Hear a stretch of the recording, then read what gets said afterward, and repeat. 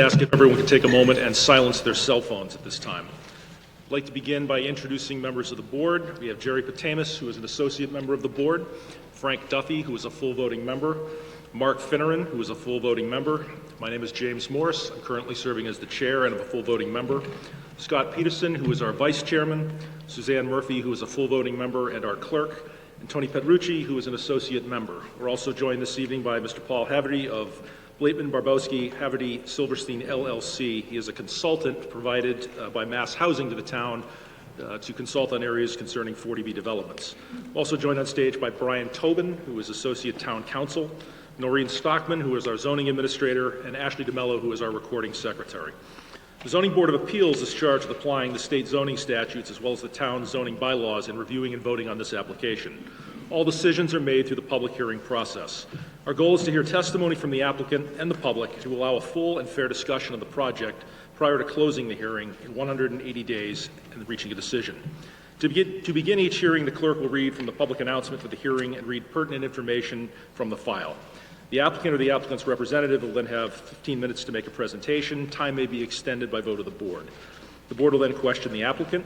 Next, the public will be invited to comment.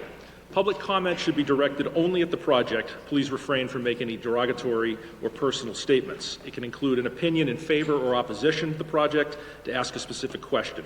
Comments should be limited to 2 minutes. The chair will limit discussion in the interest of time if comments become repetitive. All members of the public wishing to speak should be recognized by the chair, should please come to the podium. Please state your name and address for the record. Please speak into the microphone to amplify your voice and record your audio for FCTV viewers. The board may continue the hearing to a future date and time. Otherwise, when the board is satisfied that enough information has been provided to make a decision, the hearing will then be closed.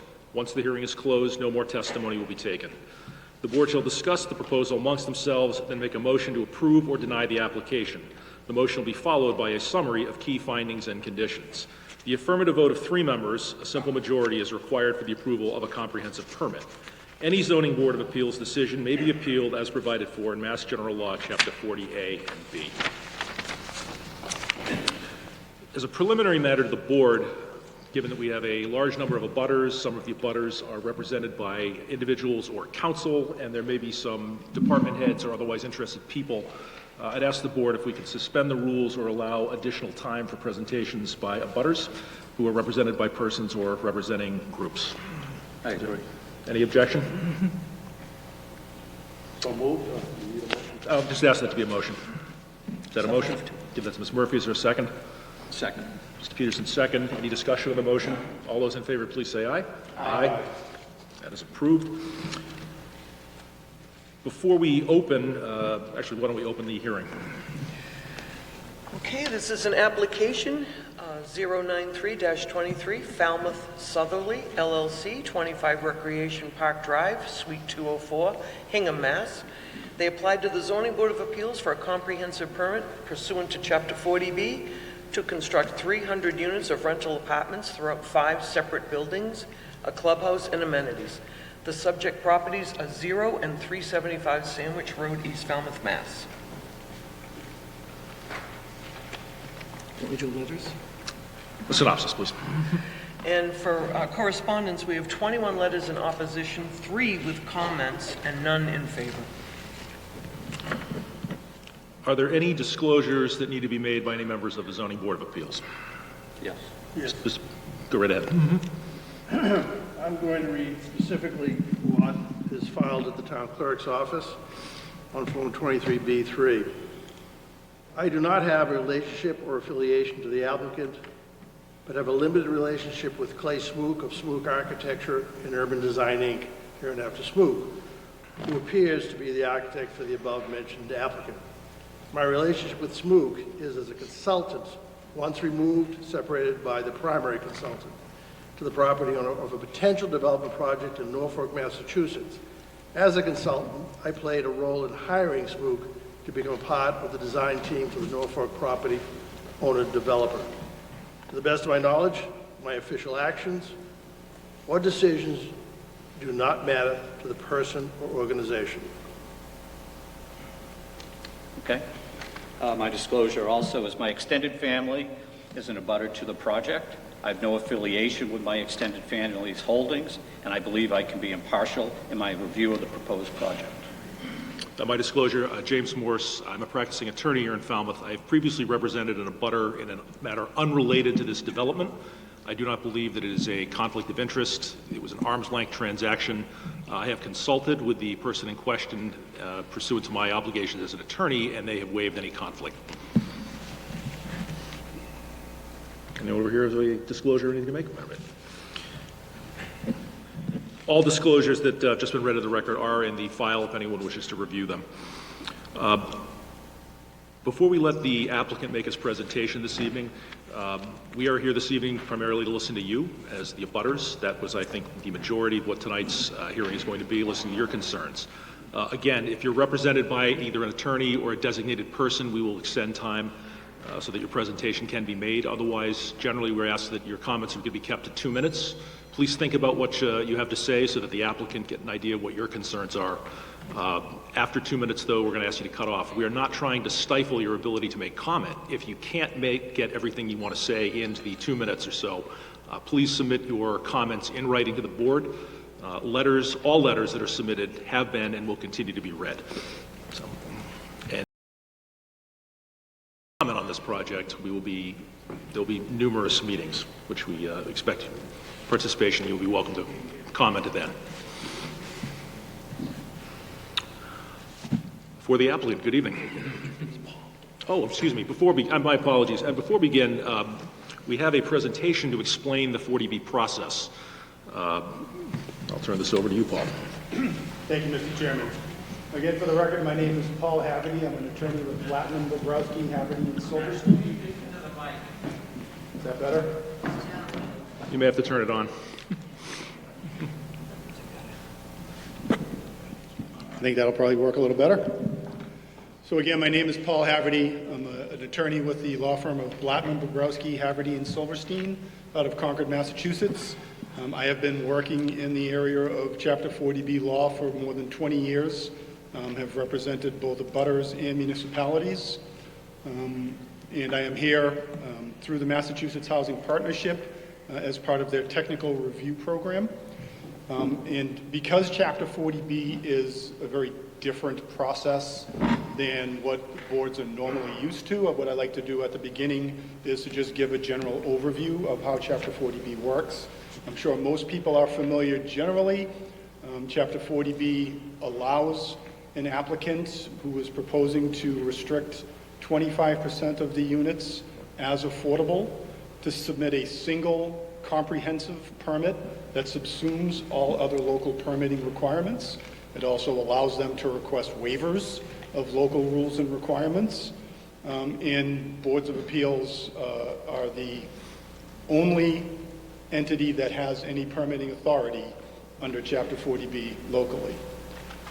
I'm not sure who's moving the slides, but if you can move it on.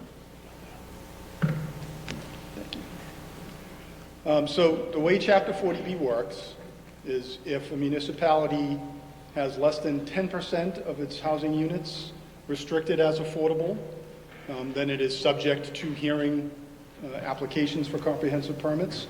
There are a couple of other statutory safe harbors in addition to the 10%. There's the 1.5% general land area minimum, and there's also a 0.3% of the total land area. I literally have never seen that particular statutory safe harbor applied, and I wouldn't even know how it would work if it did. Next slide, please. There are also some regulatory safe harbor protections for municipalities, including housing production plan, recent progress towards housing unit minimum, review of large projects, and related applications. Review of large projects is probably somewhat relevant here in the sense that this project is at 300 units, so it's right up at the threshold. If there was a single additional unit, then the town would be able to assert a safe harbor, and then whatever it did in terms of a decision would automatically be upheld upon an appeal to the Housing Appeals Committee. However, they're not over that, so that safe harbor is not applicable. So there are, next slide please. There are some Application submission requirements that are applicable on Chapter 40B. So an applicant needs to either be a public agency, a nonprofit entity, or a limited dividend organization. The vast majority of these types of projects are done by limited dividend organizations. The applicant has to present evidence of site control, and it has to provide a project eligibility letter from a qualifying subsidizing agency, which has been done in this instance. Other Chapter 40B submission requirements, the applicant is required to submit preliminary site plans. They're not required to be in final form, and they won't be required to be in final form even by the end of this hearing process. Again, that's just preliminary plans, existing site conditions and locus map, preliminary scaled architectural drawings, tabulation of proposed buildings by type, size, and ground coverage, a preliminary subdivision plan if a subdivision is proposed, preliminary utilities plan, and a list of requested waivers. Then, next slide up. So there are a number of applicable dates that the board has to be aware of, some of which are more discretionary and some of which are mandatory. So next slide, please.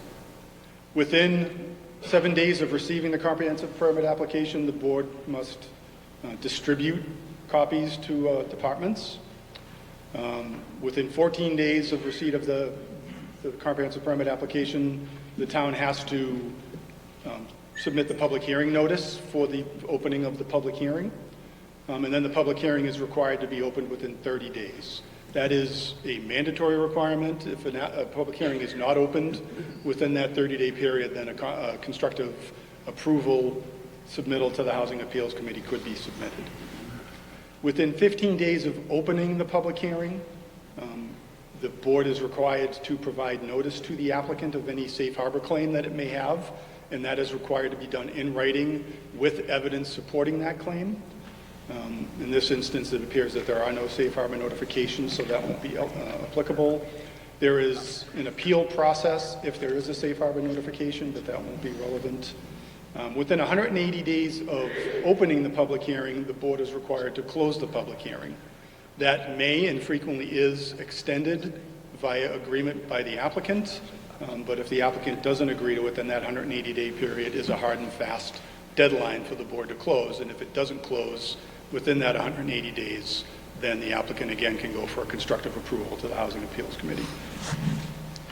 After the board closes the public hearing, it has 40 days to deliberate and render its decision and file it with the town clerk's office.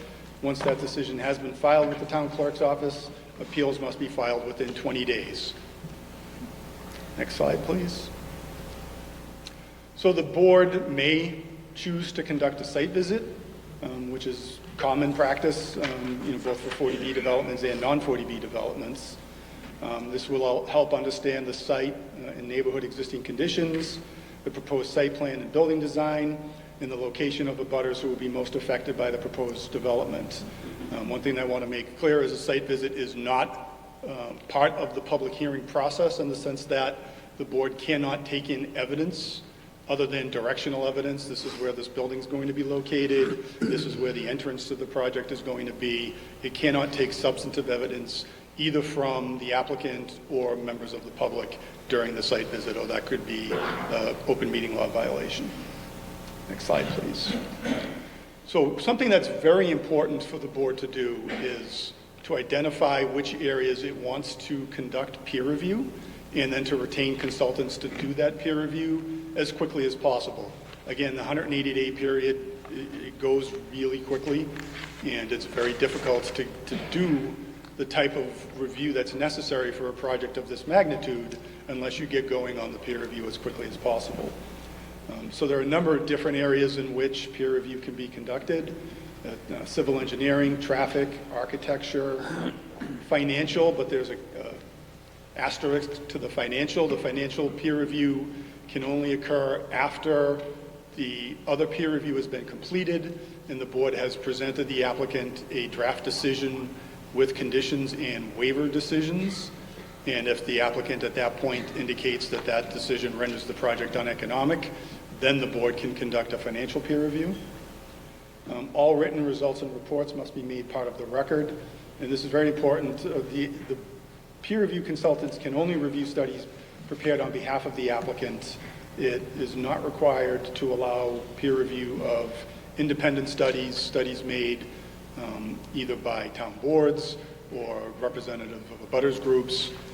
Those are certainly welcome and can and should be submitted into the record, but those are not things that can be peer reviewed. Next slide, please. Securing sufficient project information to make an informed decision. So what the board needs to do is focus on real project issues, impacts early in the review process. Again, peer review should be commenced as quickly as possible. If additional information is required of the applicant, that the board should make that request again as soon as possible, as soon as the need for that additional information has been identified. And the board has the right to ask for graphics that help clarify height, massing, setbacks, and overall relationship to neighbors. Next slide, please.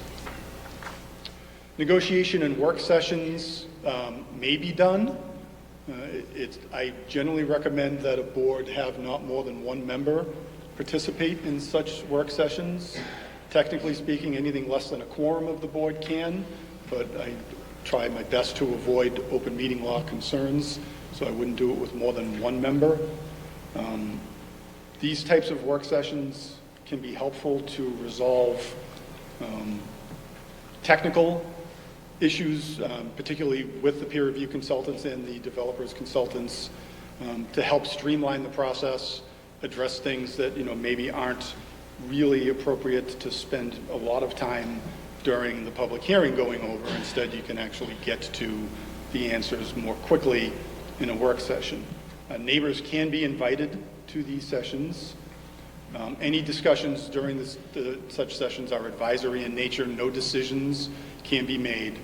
And most importantly, once the work session has been completed, the member of the board who is participating in that work session at the next public hearing has to update the rest of the board on exactly what transpired. Next slide, please.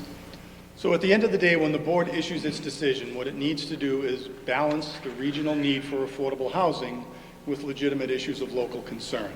And the statute and the regulations address as legitimate issues of local concern: health, safety, environmental, design, open space, planning, and then a general other local concerns.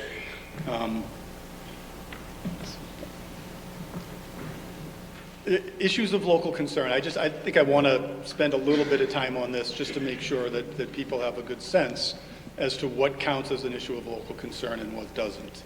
There are certain things that the public may feel should be given greater weight than is frequently done as part of the process, including and up to appeals to the Housing Appeals Committee. And I will put traffic as one of those types of issues. Traffic is always a concern in these developments, and certainly with the development that has as many units as this has. However, very frequently, traffic as an issue comes down to traffic impacts on existing public ways. And the HAC has been pretty consistent that deficiencies in existing municipal infrastructure are the problem and the concern of the town, not the applicant. So if there is deficiencies that are identified that are on an existing public way, they may not be sufficient. And I can't say specifically one way or another with regards to this development. I'm just saying as a general matter, they may not be sufficient to sustain a decision that greatly reduces the number of units or is a denial of the project. Because an applicant is just simply going to go to the Housing Appeals Committee and argue that that is something that the municipality needs to fix if there is an existing insufficiency with municipal infrastructure. Now, a board can require, if there are upgrades that need to be made, that the applicant provide a contribution equal to its share of the impact on that existing municipal infrastructure. But again, that's something that we'll deal with as we move forward in this process. So holding deliberation sessions, that happens after the board closes the public hearing. The board deliberates, discusses potential conditions, and reviews the requested waivers. Generally, the way that I do it when I'm representing a board through this process is I will prepare a draft decision with all the draft waiver decisions. I'm not, when I make a draft decision with projected waiver decisions, those aren't suggestions to the board. I'm not making a recommendation whether the board should grant or reject waivers. What I'm doing is, if I'm tasked with drafting a decision that is an approval, then I'm making a presumption that certain conditions are required for a development to move forward as an approval, and therefore I am drafting them as an approved waiver, but the board is always, within its rights to review those waivers and disagree. And in fact, that happens quite frequently. Next slide, please. So drafting and issuing a comprehensive permit decision. The Board of Appeals has three alternatives when it's reviewing a comprehensive permit. It can approve as submitted, which I literally have never seen happen. It can approve with conditions, or it can deny the application. Generally speaking, boards try and are advised to avoid outright denials of comprehensive permits because the success rate of defending denials at the Housing Appeals Committee is very low. The Housing Appeals Committee is a state agency that is tasked with carrying out the intent of Chapter 40B, and that intent is to facilitate the creation of affordable housing. So unless there is an issue that is identified as being so significant that the board feels that a denial would be upheld, it is in a much better position to approve with conditions, even if those conditions, include a significant reduction in the number of units. Next slide, please. So an approval with conditions, the conditions should not make the project uneconomic. Conditions and/or requirements must be consistent with local needs, and there's interplay there, because if you're imposing conditions that are consistent with local needs and that outweigh the regional need for affordable housing, they may be imposed even if they do render the project uneconomic. But that is something, again, that needs to be reviewed and determined on a condition-by-condition basis.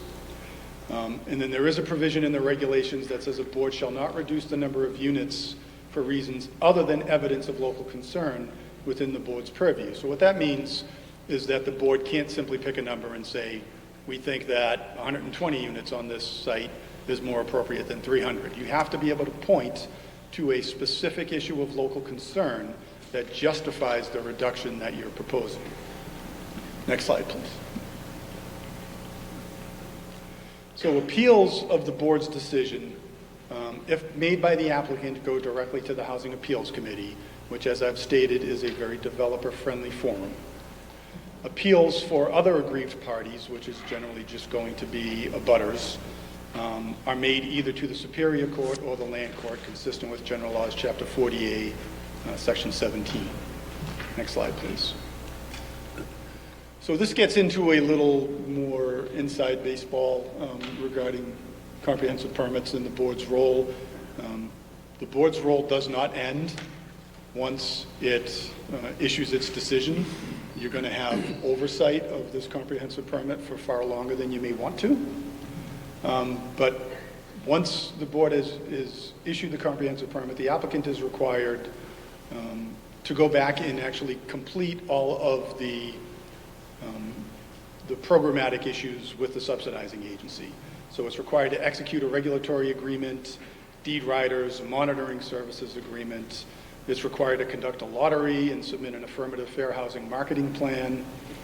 It's required to do the income, asset, and first-time buyer status requirements for the affordable units.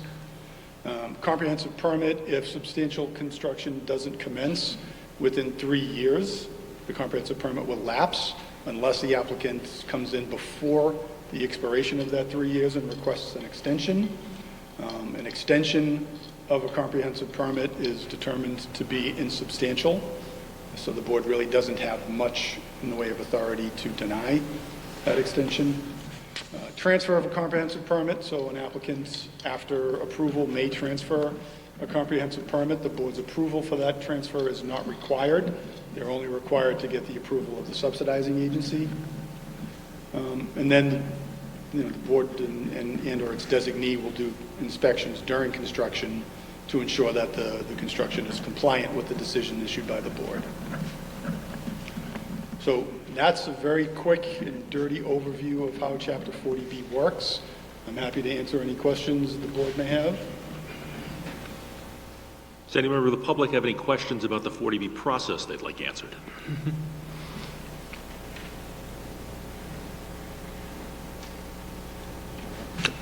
Sir.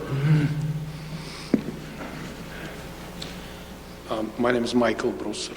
So I understand that you keep in mind the interest of people who would benefit from the 40B projects, right? I'm sorry, I can't hear you. Can you Speak into the microphone. I understand that you keep in mind people and you work for the people who would benefit from this and similar projects driven by the 40B. Correct? I have and do represent Chapter 40B developers, and I also represent municipalities. So I can't help thinking that we may have a collision between the interests of people who might benefit from such project and the general population for whom this project might be very detrimental. And my question is, who typically stands for the residents who feel that their interest would be hurt by this project? So is your question, do I feel like I've got a conflict of interest? I mean, you as an abutter, you're certainly entitled to retain your own representation and get your own input as to how the Chapter 40B process works. I am here through a grant by the Massachusetts Housing Partnership to provide advice and guidance to the Board of Appeals in this process. So there is a legal framework that drives 40B projects. It allows, it supports, it facilitates the creation of affordable housing. Correct? That is correct. Okay.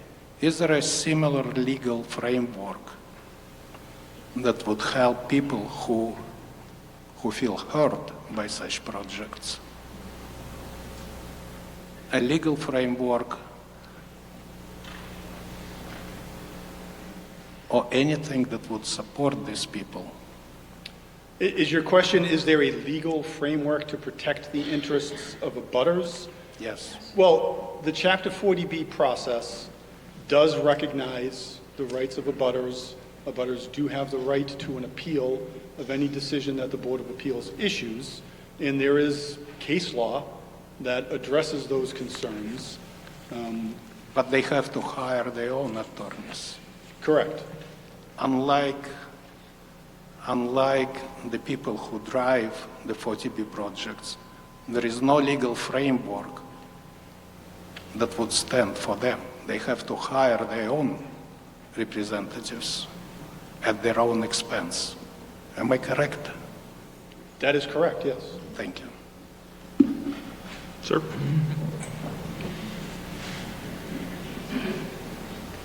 Hello, Paul. Thank you for your presentation, Paul. My name is Kevin Heffron. Are you aware that all of Cape Cod is part of a coastal zone?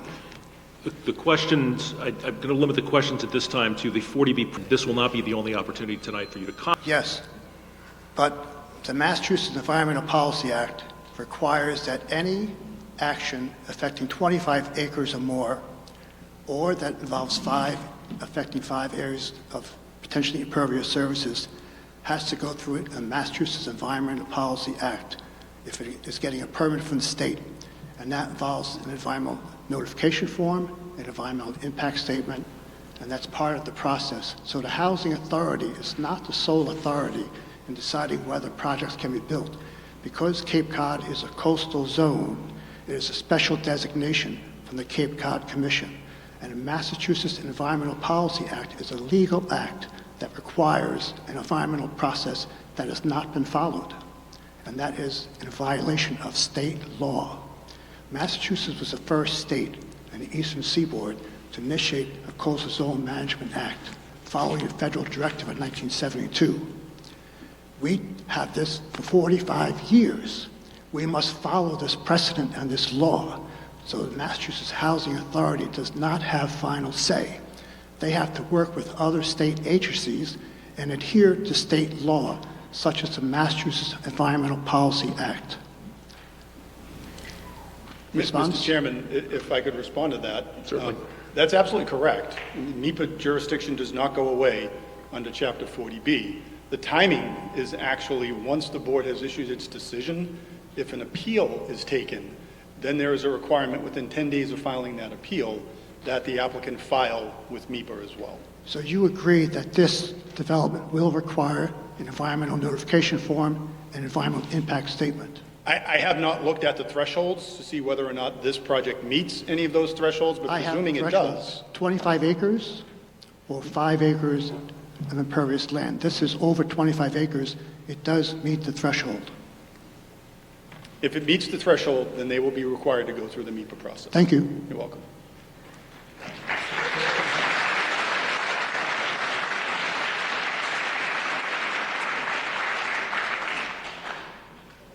Other questions about the 40B process?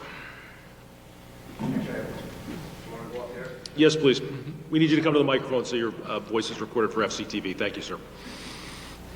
Mostly a question of clarity, if you could just help me with that. Absolutely. Thank you.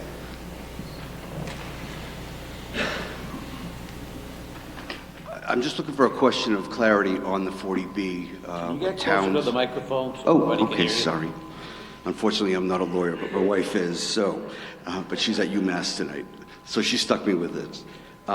If the town or if the 40B Housing Authority, if the town of Falmouth shows forward progression with other 40B developments, such as apartments, senior living, and they're making a forward progression every year of obtaining 40B residents, could they not deny building this project?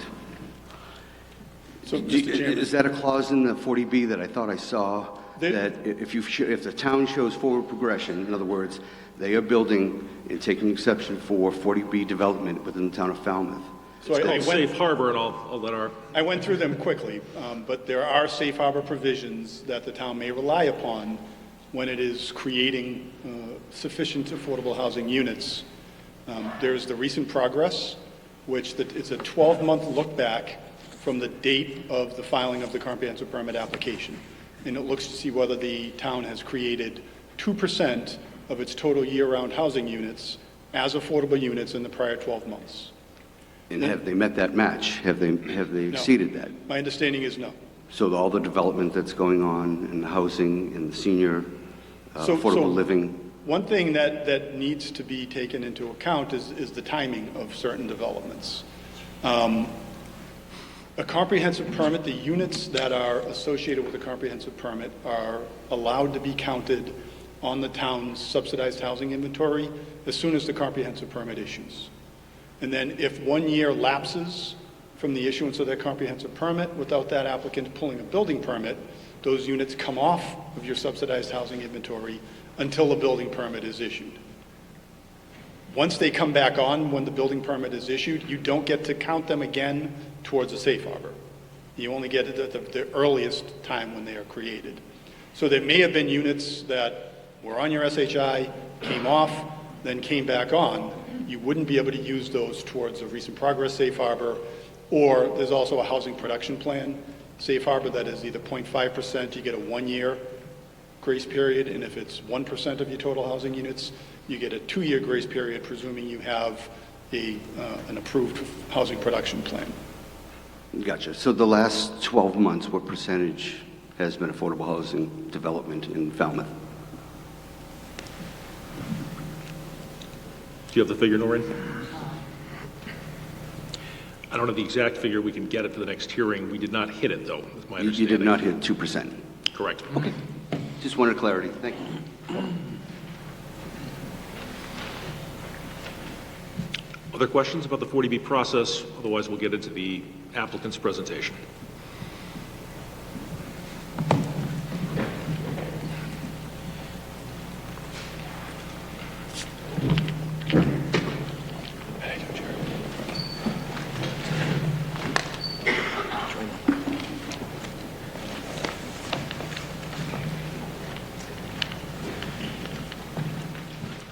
Good evening. My name is David Calhoun. I'm with Saxon Partners from Hingham, Massachusetts.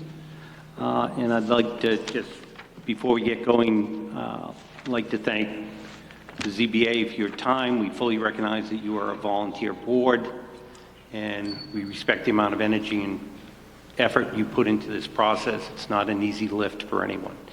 So we'll do our best to respect your time. Also like to thank the public for showing up.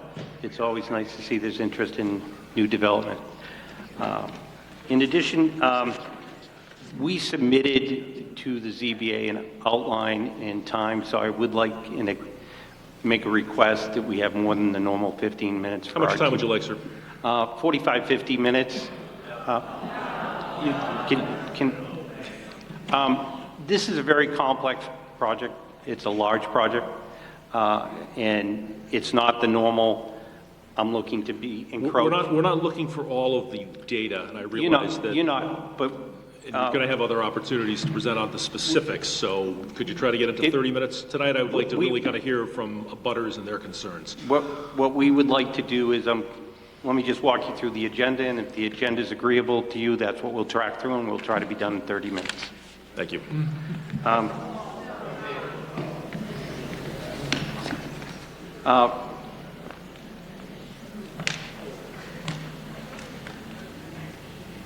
Next slide, please, Jack.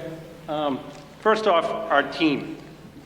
Our team consists obviously of Saxon Partners, our architect and urban planner is Mr. Clay Smook, our civil engineer, landscape engineer, and part of our wastewater team is Allen and Major, Phil Cadero, he's here this evening as well.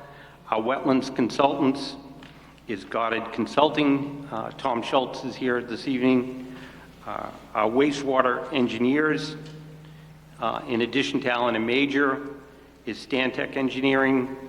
Our hydrogeo specialist is Steve Smith. Our traffic engineer is McMahon. Jason Adams is here this evening. That's a Bowman company. Our legal team is Peter Freeman. Our environmental specialist who does our phase one is EBI Consulting. What I would like to do this evening is I would like to follow the following agenda.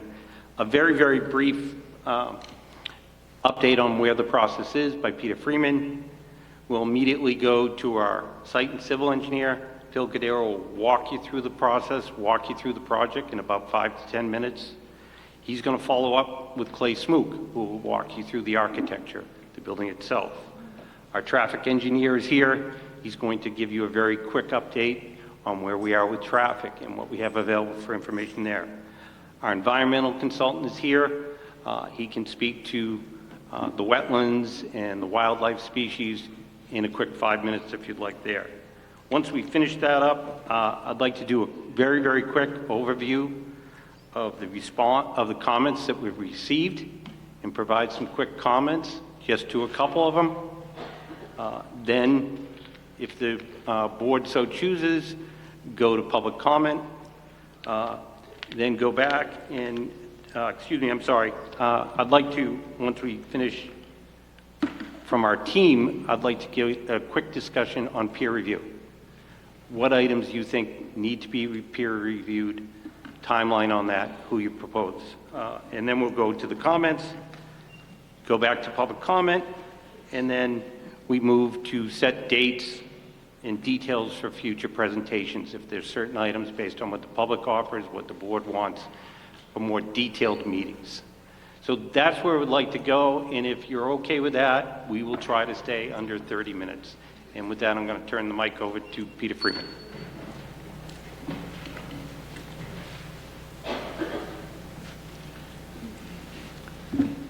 Thank you, Dave, and thank you, Mr. Chairman and members of the board, and I will be brief. I really just want to cover two things.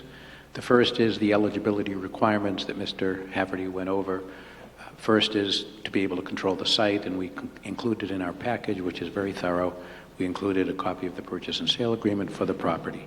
Secondly, you have to have a project eligibility letter that determines that the project is eligible for a comprehensive permit under the statute, and we submitted the project eligibility letter dated August 28th, 2023 from Mass Housing under the New England Fund program. So that prong is established.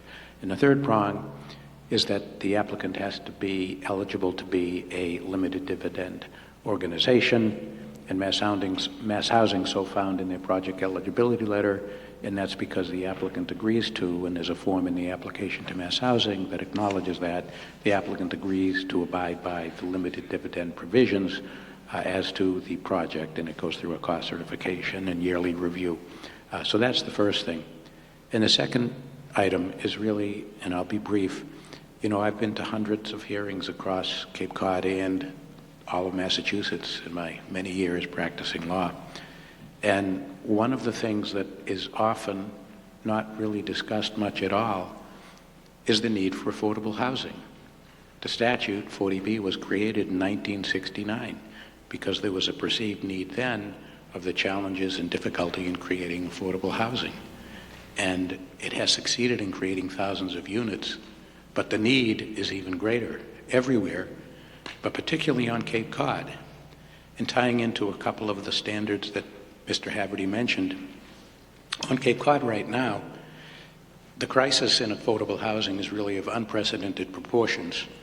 And I like to think of it the way that Housing Assistance Corp thinks of it now.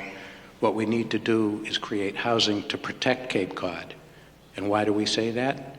Because right now it's not just certain folks of a certain income can't find housing. You know, over 50% of the workforce in Cape Cod lives off the Cape. That's why there's these big traffic jams in the morning on the bridges. And that's really unsustainable. So the local need right now, and the reason that we need housing to protect Cape Cod, is the teachers, the folks working at town halls, people in service industries, people in the stores. It's really becoming exceedingly difficult and close to impossible for those folks, including folks with young families, to be able to find the housing and stay here and work here. So I would also ask for respect from the audience, if the chair could so encourage the board to be polite and not interrupt people speaking. Thank you, Mr. Chairman. So what the statute does, Mr. Chairman, could you please explain to the board that you're not going to tolerate interruptions? I'm not going to tolerate it. Ladies and gentlemen, please, let's let the developer get his presentation. We are going to extend ample time for all of your concerns to be addressed this evening. So I'll finish with this. The statute has intentionally created a balancing test. It's the regional housing need and the local concerns. And the regional housing need, especially when it's so unprecedented, is typically under the statute deemed to outweigh the local concerns. Now, does that mean that you don't examine all the issues that a project might create? Absolutely not. Of course you are to examine them. That's why we have a team of great professionals and submitted all the plans and drawings. And as Dave Calhoun just said, we expect you to review it thoroughly, maybe with peer review, so you have experts in the different fields. We recognize that you are to review it very thoroughly.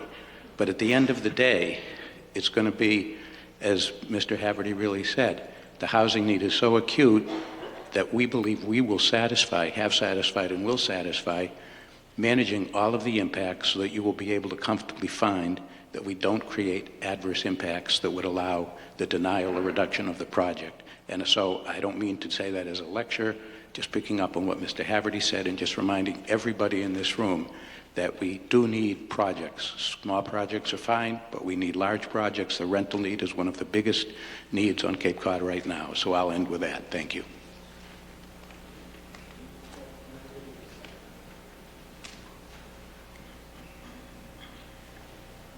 Just quickly, the site, 375 Sandwich Road.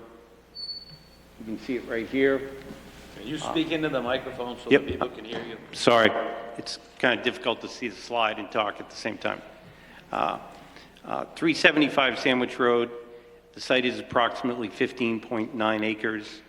And with that, I'd like to turn over the presentation to Phil Cadero, who's going to walk everybody through the site, and Phil will try to be less than 10 minutes.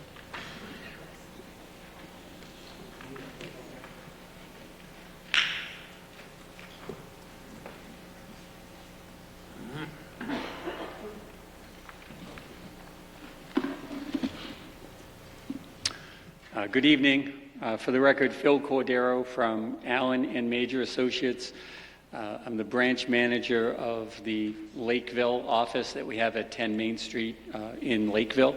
Thank you for having me, Mr. Chair, members of the board. I'm happy to provide pertinent details on the project. I'll give you the briefest of overviews just to give you the metrics on the project. Happy to work through any particular details of interest to the board here this evening, and of course in future conversations, future meetings. So forgive me, and then I'll turn my back so I can share and point to elements on the slide.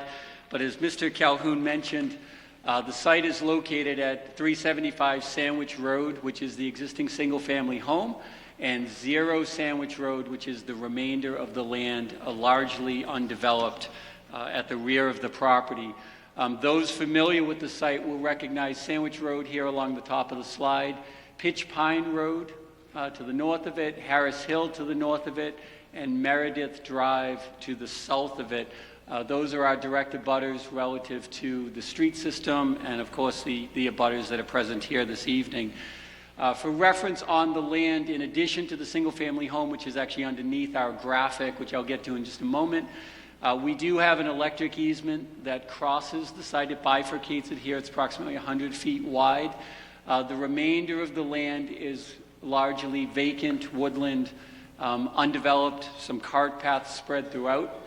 It's important to note that our subject locus is, in fact, the land that's highlighted in red as the current layout of the property. There is a gravel pit to the north of it that is not subject to the application or narrative this evening.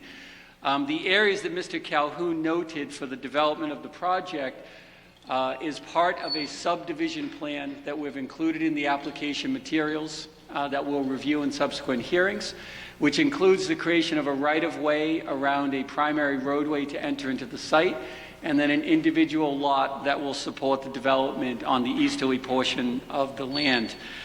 Quick metrics, we are located in the Agricultural District A, which has a coastal pond overlay and search and rescue overlay under the zoning bylaw for, again, further locus. There are no wetland resource areas on the property that are jurisdictional to the Falmouth Conservation Commission nor Mass DEP. We've had those reviewed both through Allen and Major and also Goddard Consulting, who will speak on that later. Primary entrance to the site is off of Sandwich Road, which is where we have the frontage. Sandwich Road, 28 feet of pavement. It is a 2-lane road with double yellow line on it. So we will seek our direct connection there.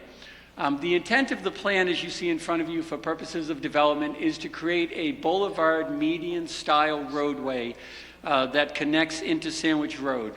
What this provides is 2 20-foot lanes on either side of a 12-foot wide median. The widened lanes are done intentionally to afford for vehicle lane width requirements and also the ability to have a bike share lane on the side of the roadway. But more importantly, they're done intentionally to allow the fire department unrestricted access to the parcel. As you may pick up very quickly from the site plan, this is a single ingress and egress point. And we want to ensure that all aspects of the NFPA 1 code and 527 CMR 18, which are the Massachusetts amendments to that code, are met, that the Falmouth Fire Department can provide emergency response and access to all points of this site.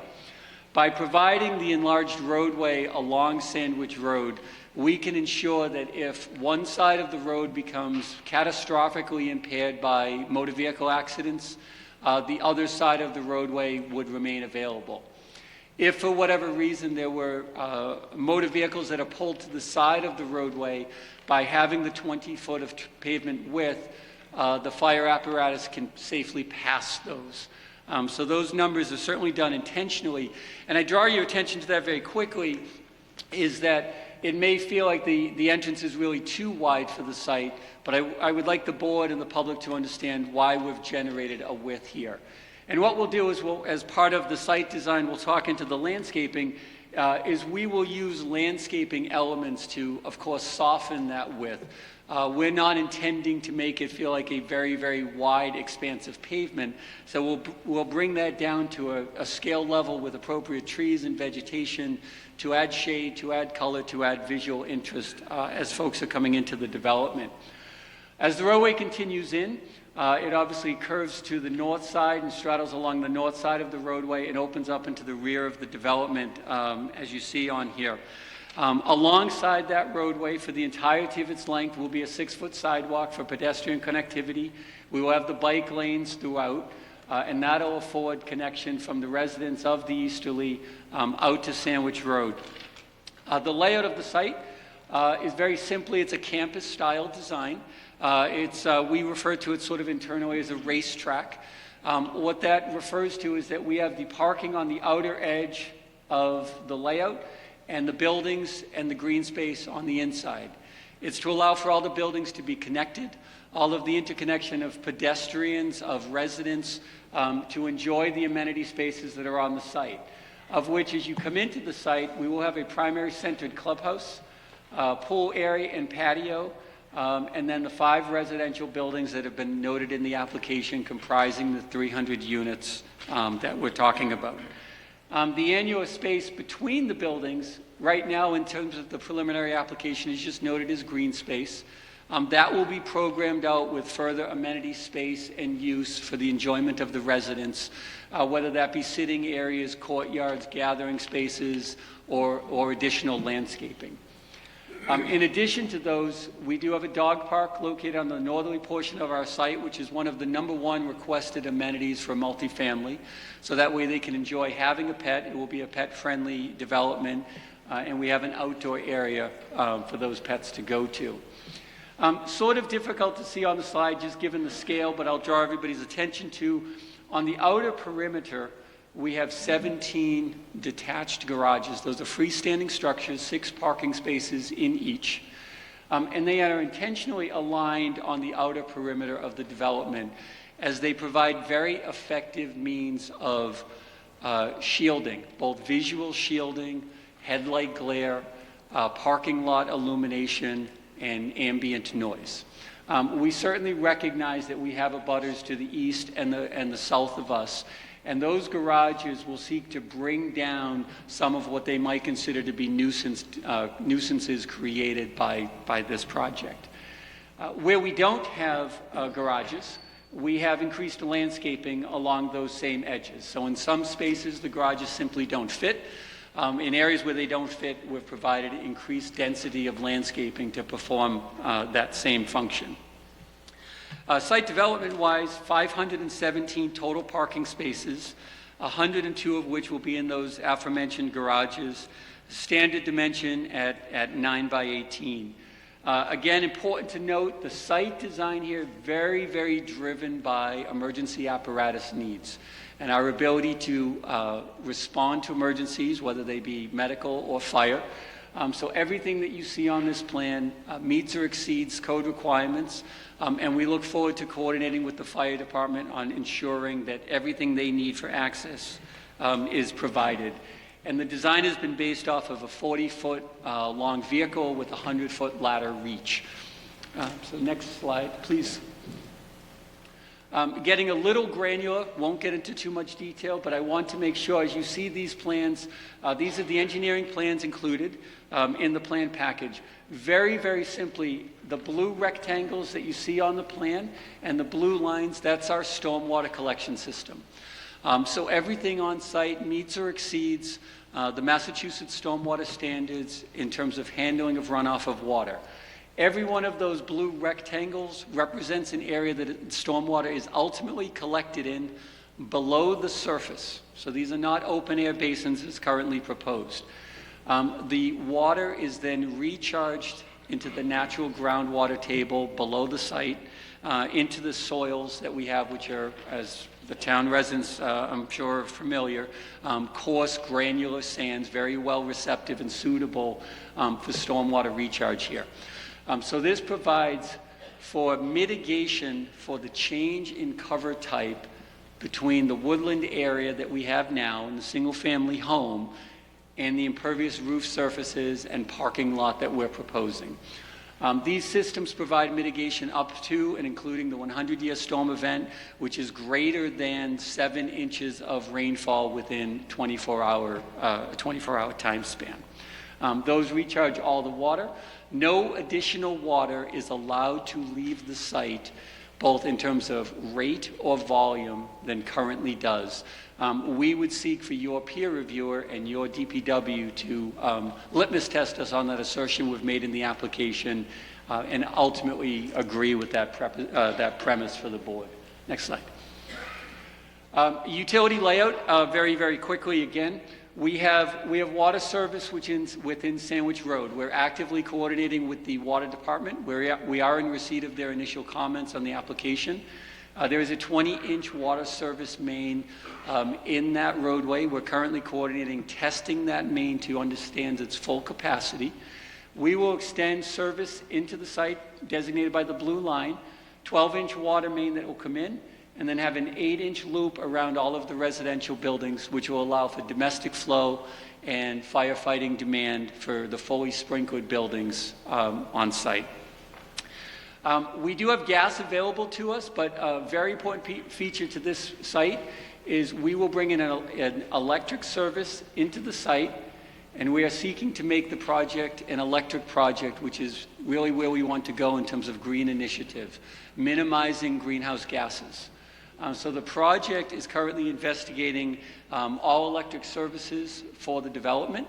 We're investigating having solar, renewable energy panels on the rooftops. The buildings, we are looking into the design elements for those. And we're certainly providing electric car charging stations, both at initial occupancy, but also with expandability as the market continues to demand having the ECV.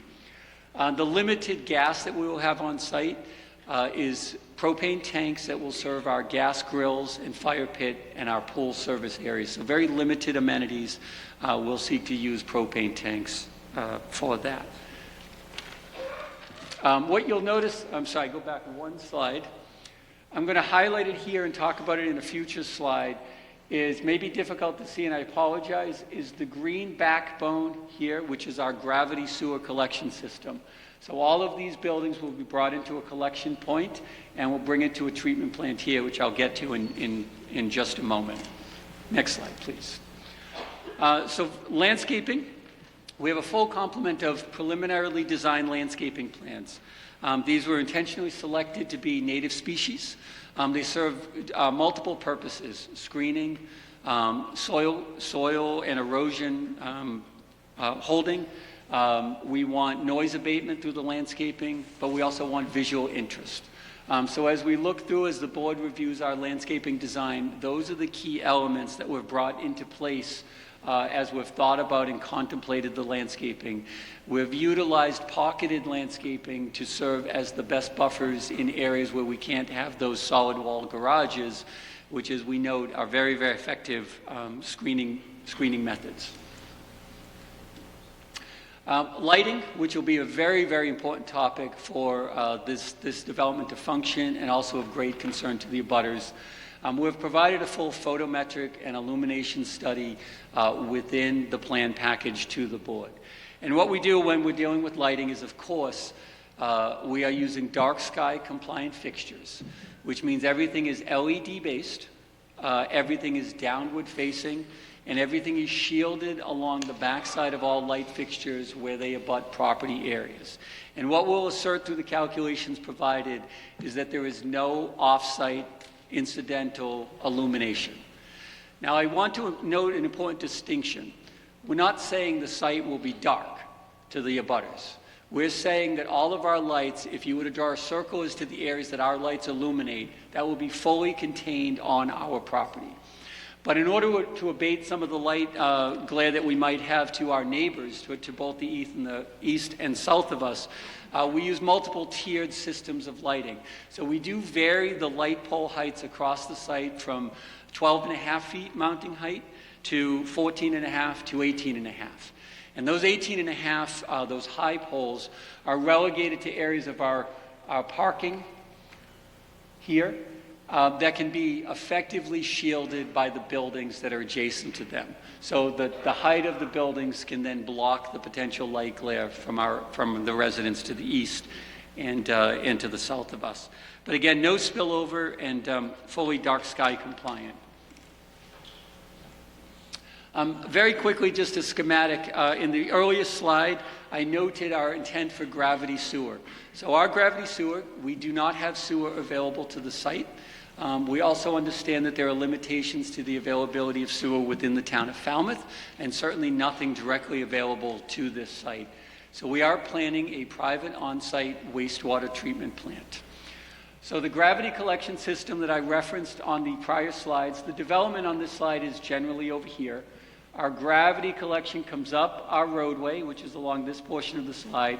It comes into an underground series of treatment tanks, so everything is below grade. It's treated. It's where we oxidize it, we add air to it, we may add chemical treatment. That part of it still needs to be designed. And then ultimately it is recharged into the ground through an underground leaching system. So everything is below grade as shown by the cross-section below. The darkened line generally represents what our surface grade would be, and the interconnected chamber systems represent where our septic system would be. So for those who may have septic here in town, it's the same. The requirement of wastewater going into the ground for us is at the very least the same as what a resident here in town would have as it goes back into the ground. But our requirements are significantly more stringent. So everything that we would do here, the difference between a residential septic and what we would propose here as the wastewater treatment is a residential, smaller system, anything under 2,000 gallons per day or up to 9,900 gallons per day would be permitted directly here with the Falmouth Board of Health. Because this has the capacity for approximately 50,000 gallons per day, it is a Mass DEP regulated system. We have a series of permits that we need to seek from Mass DEP, both provisionally to test the site and its ability to receive that amount of wastewater flow, and to study the net effects of where that flow would ultimately travel without impact to any of the residents surrounding us in terms of a groundwater mounting impact. We have two very large permits to get. By number, those are BRP WP79s and WP83. I apologize, very technical, but each of those has performance standards that we have to prove to Mass DEP. All of those permits and applications are all public record. They require public notice. They will require legal advertisements that we are seeking permission. If DEP seeks to issue a permit, it does also get publicly noticed. So it is a fully transparent process that everywhere along the way, everybody in town can be made aware of it and can be educated by it. Our design requirements have to be sensitive to the coastal region. They have to be sensitive to waterborne receptors. They have to be sensitive to nitrogen. All of those elements will be fully and completely described for everybody's scrutiny and review, most notably Mass DEP. The important part of the process, though, is to talk about timing. The Mass DEP process can span between 6 and 18 months because of the public notice, because of the technical review comments. So the process may well exceed the process that is about to take place that's starting here this evening with the Zoning Board of Appeals. But obviously everybody in town gets noticed everywhere along the way.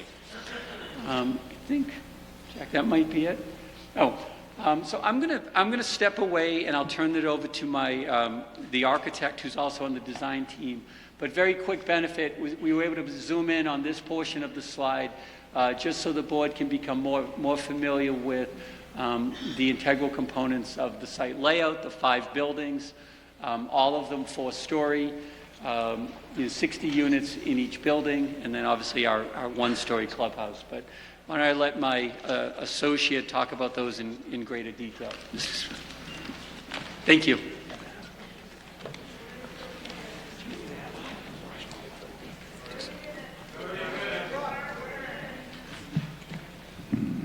Thank you. My name is Clay Smook. I'm the principal of architecture firm Smook Architecture and Urban Design. Started my firm 20 years ago and have been practicing in the Commonwealth for 35 years. I'll be brief. I'll take you through the project conceptually with somewhat detail just to give you a sense of where we are. Can you go back one slide? Going back one slide. As Phil had spoken about, we spent a lot of time really thinking about how these buildings were going to lay out. It was not haphazard. It was done in a very purposeful manner to create a sort of a central green with a perimeter road. And one of the reasons really was to sort of create a very walkable community within a community here. I think one of the things to understand is when we first started to lay this out, typically projects like this are typically 2 or 3 buildings. And our initial feeling was to do something like that, to have the buildings 5 stories tall. And after we really began to look at these things, we decided that really in this context, it would be better to bring the scale of the buildings down, and instead of being 5 stories, make them 4 stories and then feel like 3 stories on the end. What's that? Excuse me, ladies and gentlemen, please. The purpose of the hearing, the board needs to gather as much information to make an informed decision. If we don't have the information, our decision could be overruled by the hack. Please give the applicant the respect to make the presentation. We're going to give you ample time so that your voices can be heard. Thank you. Thank you. So as I was saying, we decided to break the project into 5 separate buildings that are the apartments, each one 4 stories, each housing 60 units. And we feel that's a really good number for each building to have. At the head of the project is the clubhouse here, and again, the perimeter, we attempted also to break down the parking into smaller community areas so everybody has their respective parking areas. Next slide. As Phil had spoken about, we're having an entry that has 2 20-foot wide entries with a 12-foot landscaped island. The intensity here, the intention here is not to create necessarily a grand entry, but to actually create something a little bit more casual with indigenous planting, stone walls, and fairly understated signage. Next slide. Here's the clubhouse for the project, and the clubhouse is really, it gets its inspiration from the sort of the grand houses of this area, and it's meant to feel as if it had been a building that had been here prior to the construction of this project. Next slide. You're at 30 minutes, sir. How much time do you reasonably need to? I can finish in the next couple of minutes, and then I will not linger on here. Here's a view of the clubhouse. Again, very indigenous plantings, blue hydrangeas, etc. Views, you can keep going. Views back to the development, as you can see, at the ends of each of the buildings, it comes down to 3 stories, 3.5 stories with an attic story. Next plan. Each of the 5 buildings is really meant to refer back to grand hotels that have either stood or still stand within this general area, and the heights are very similar. Next. Here's the elevation of the building. As I mentioned, the attempt is to break down the scale as you move towards the edges of the building, play up with some of the real materials that you'll see around here on Cape Cod, stone and shingles. Finally, again, the carriage houses, we've seen these before. In this case, we try to break the scale down again, 1-story buildings, but instead of making it feel as if it's a 6-car garage, we break it down to feel as 2, 3-car garages with a connector. Finally, this type of these types of projects require sophisticated amenities, and we see them that would be within this project as well. More and more people are staying at home and working from home, so the idea of having these types of amenities, common spaces, game spaces, fitness spaces, pool, dog runs, etc., we feel that is really vital from a marketing standpoint. That'll do it for me. Next.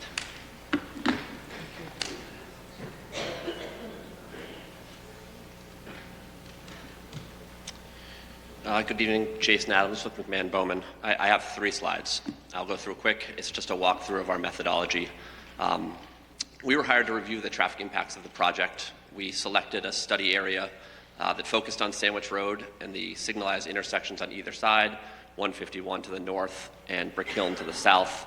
and also included the intersection of Brick Hill and Gifford Street. You can go to the next slide. Our traffic impact study collected data at these study area intersections in February of this year. We increased those volumes to the average month following guidelines from the Cape Cod Commission. We reviewed available Mass DOT crash data at each of the study area intersections to understand the existing safety and operations at those locations. We forecasted the number of vehicle trips expected to be generated by the project using industry standard data from the Institute of Transportation Engineers and distributed those vehicle trips onto the study area roadways based on a review of U.S. Census data, journey to work data, to understand where vehicles would be expected to travel to and from. We then completed a capacity analysis using the Synchro analysis software tool to look at existing traffic conditions at each of those intersections, forecasted the traffic volumes out to a future year of 2030, and evaluated the intersection operations both with and without the project to understand the potential impacts that the project would have. Based on our study, we have determined that the available site distance at the site driveway meets standards for the vehicle speeds along Sandwich Road. It's important for our vehicles to be able to get in and out of the site safely. We have clear visibility in that sense. The project is not projected to have a noticeable impact on the operations of the study area intersections during the peak periods of the day. And as a measure of looking towards improvements with the town, our project would look to work with the town to install sidewalk between the project site and Brick Hill where existing sidewalk network exists. So that's a brief overview. I'm sure there will be many questions, but thank you for your time.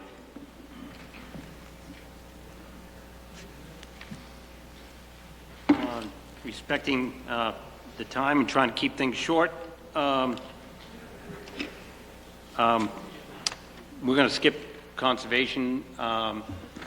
Phil already mentioned that there are no wetlands, there are no jurisdictional issues, but another evening, if that's a topic, we can bring in the experts and we can go into that in great detail. But the reason why the site was selected to be developed was due to those unique conditions.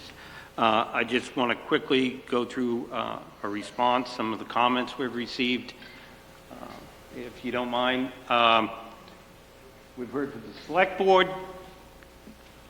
We've heard from State Senator Moran back in July, and then we recently heard from her again. Conservation Commission, DPW, Planning Board, Housing Coordinator, DPW Engineer, CEI, who did a peer review for the DPW, the Affordable Housing Committee, the Cape Cod Commission, letters from the public. Approximately 9 parties have written approximately 21 letters. Those letters come from, and I wanted to offer this so people didn't think they were overlooked. There's 7 from Mr. Heffernan at Meredith Drive. There's 2 from Mr. Donovan on Pitch Pine Lane. There's 3 from Joan and Walter, Zwibble. Marjorie, 1 from Marjorie Palmer. There's 1 from David Branger. And Allison Jessup over at West Falmouth wrote 1 from Thomas and Linda Perkins. And there's 1 from a Miss Heffernan who's in Utah. That being said, I'm going to jump just quickly to, and I'm going to do this very, very briefly, the Board of Selectmen, because they seem to represent the town. They had 5 major points to the mass housing at the beginning of the process.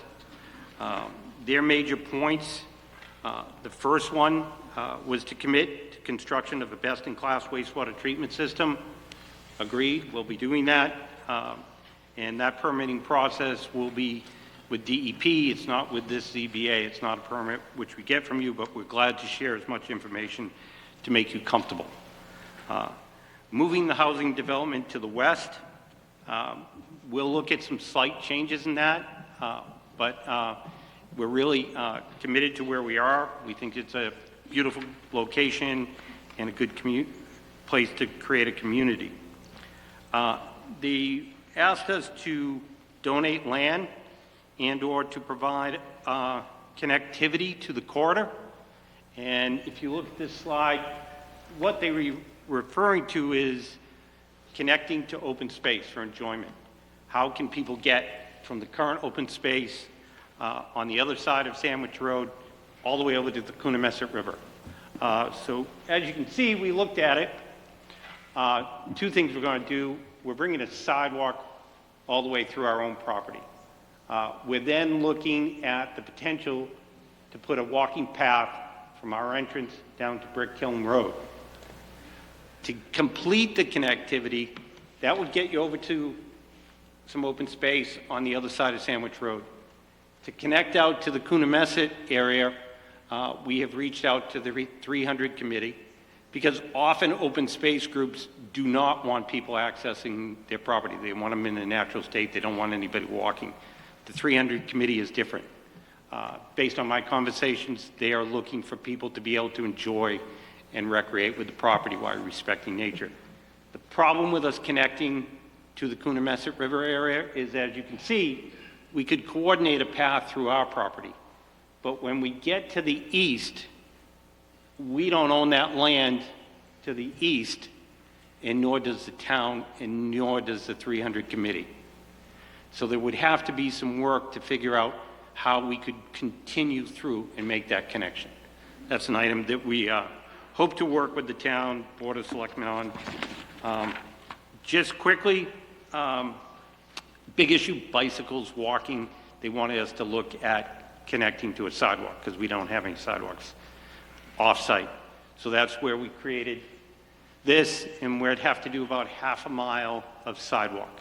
We're out right now getting pricing on that, and we believe we can come up with a plan in conjunction with the town to complete that. Finally, the big item, and at every single meeting, because everybody knows we have a housing crisis, can we do more than 25%? Under the 40B program, the 25% is what we're required to do. We can't go beyond that because you just can't afford to do it. It's difficult enough right now to build in this climate, interest rates, construction costs. But what we did hear loud and clear is, could we work with the town on a couple big issues? Long-term rentals. Make sure these aren't Airbnbs. They're not short-term rentals. We're glad to work with the town on that, bring in our marketing and leasing team and create a program so that they're confident in that. The other thing that we looked at was a local preference. Obviously, we can't really do that on the 25%, but we are talking to DHCD about how we could properly do that. So we could give a preference to people that are either employed in Falmouth or live in Falmouth. So they would get first shot. So that's a program that we thought would be really valuable. The other thing that's not in the list of 5 is one of the ideas that came out to us is, because what we're finding right now is a large number of seniors are loving to get into rental products because they can't get out of their homes right now. They can't sell them and replace them. They either have no mortgage or really favorable rates on their mortgages. So they can't get out of them. So if they sell, they don't have an option. So the biggest thing was to try to create inventory as quickly as we can. And that's one of the things that we're looking for this board to help us with. And what we think will happen is, as we create this inventory, it'll make more and more opportunities for seniors, everyone across the board, to have housing options. So that's what we'd like to work for, and we're glad to talk about peer review. The board would like to go to public comment. We're glad to do that. The board primarily is going to just be listening this evening. There was one issue, however, I do have a few follow-up questions before I turn it over to the audience here for questions. Thank you for clearing up the issue about the wastewater. It was a little ambiguous as to whether or not it was going to be private sewer or whether or not you were doing your own treatment plant. Regarding that, have you made an application at DEP for a groundwater discharge permit yet? We are starting that process. Do you anticipate when it's going to be filed? The first part of that process, and Phil is here, he could go through all the steps with you, but it would probably take 45 minutes. The first part of that is to get a hydrogeo study approved. We'll be filing for that in the next 3 weeks. Most developers do not even apply for a groundwater discharge permit until they get their zoning relief on the local level.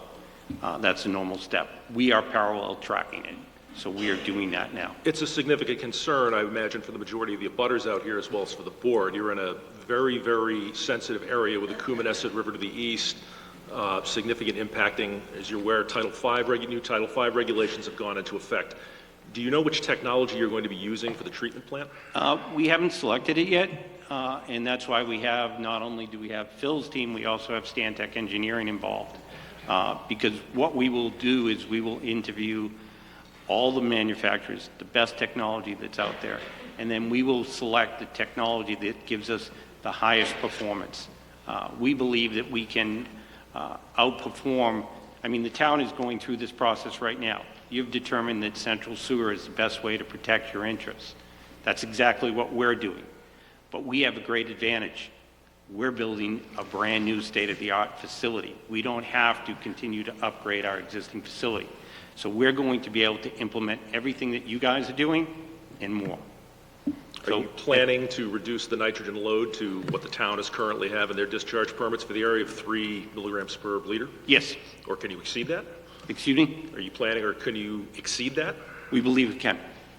Or are you going to be willing to share with the board performance data from whatever system you were planning on using?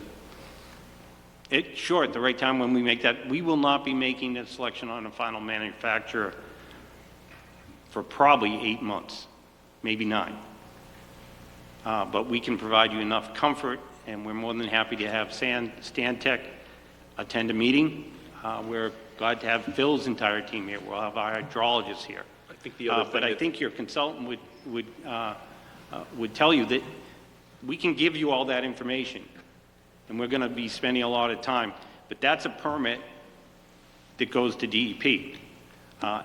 In most cases, what normally happens is that it's not something that the ZBA dives into because of the amount of information and the amount of time they eat up. But we're more than happy to bring our specialists and give you as much comfort as we can. I realize that the wastewater discharge is a DEP issue. I would suggest it does overlap with the issues of groundwater and public drinking water. So any information I think you share with the board would be very helpful. We're more than happy to, and if you'd like, we can even, if you would like to assign someone from the board, we'll welcome them to sit in and on many of our sessions. We'd also appreciate it as soon as possible.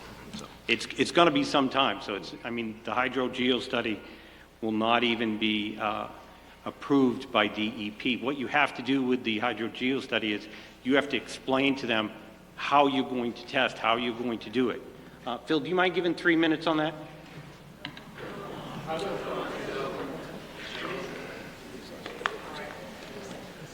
So David is correct. Step 1 is to apply for a hydrogeological study, which outlines all of the testing criteria.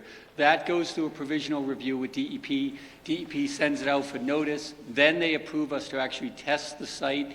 The testing goes on. Then the results have to be digested. So that process actually takes many, many months to complete. We're just in the early stages of preparing that scope of work right now with our hydrogeologist. And then subsequent to that is the actual application for a groundwater discharge permit. So I just would want to stress there are 2 permits involved. We often call it a groundwater discharge permit, sort of lumping them together, but they are 2 separate and distinct processes, each with their own timeline, each with their own sort of flaming hoops to jump through. Thank you. So at this point, I'm going to ask, I'm going to put a hard stop on. I'm going to turn this over to abutters so that you can get a sense of what local community concerns are. Thanks for your time.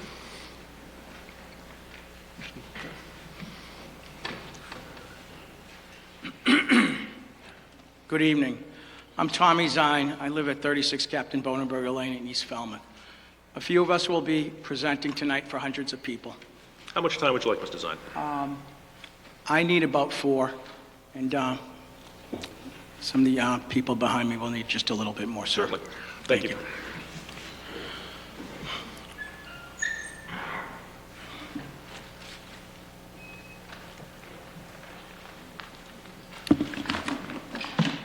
We have over 250 letters in opposition of this project. We waited until the ZBA meeting to submit them. Mr. Calhoun, he had every right to do this, but he was calling anyone who opposed the project, and some people were uncomfortable with that. So we collected the letters, and we have them into a binder right now. We'd like to submit them to the record. That's fine.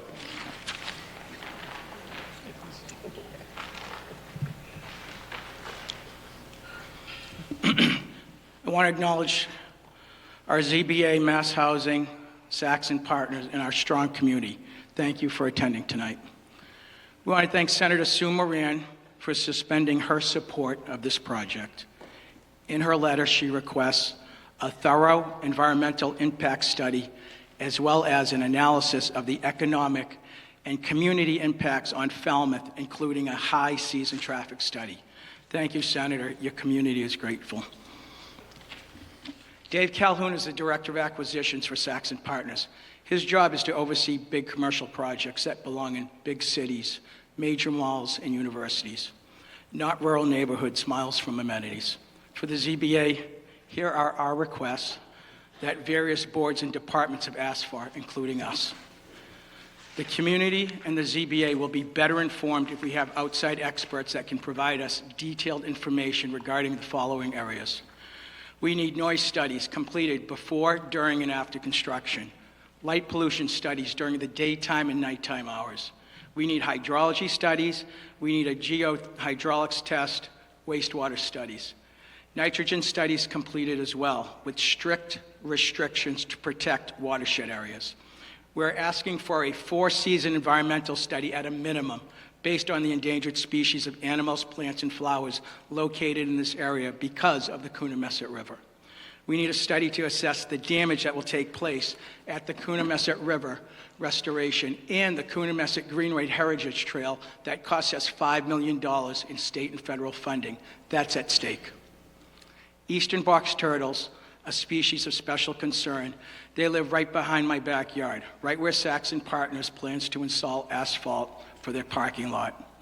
If that happens, where do these turtles go?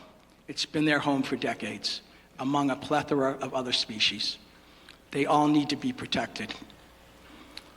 A study should be completed right now on the significant damage that has already been done to the property.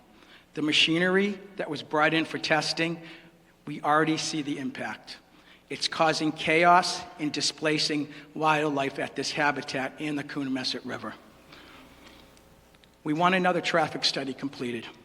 Mr. Calhoun stated that their traffic study showed no traffic impact in Falmouth.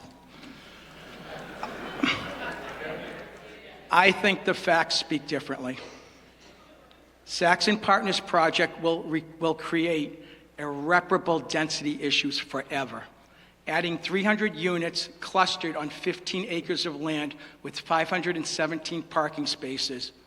Now add that to the existing 265 homes that are located in the immediate area.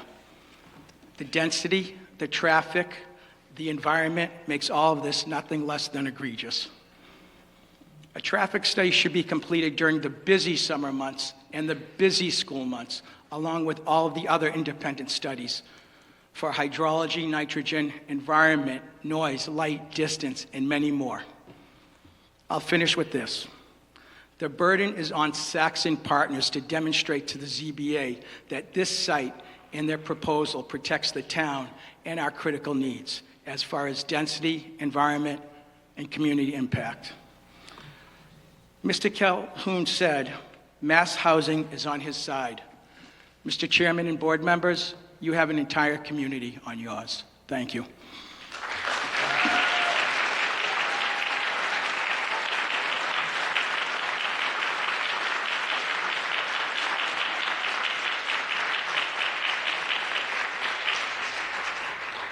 Dr. Taylor?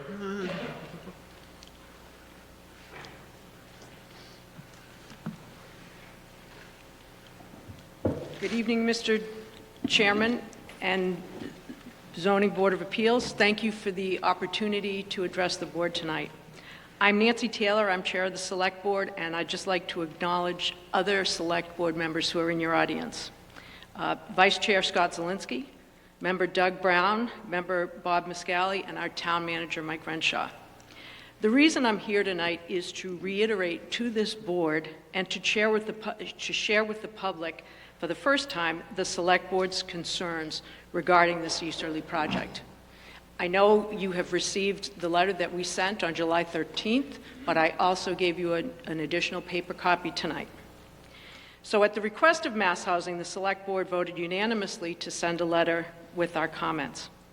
In this letter dated July 13th, 2023, the Select Board was unable to support this project for the following reasons.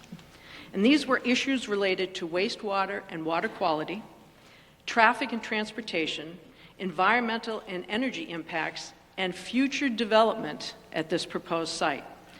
Mr. Calhoun addressed our 5 points, but I think they're worth reiterating for you, and I would ask again that you go back and really look at what the Select Board submitted. We do want a commitment to the construction of a best-in-class on-site wastewater treatment system that discharges no more than 3 milligrams per liter of nitrogen.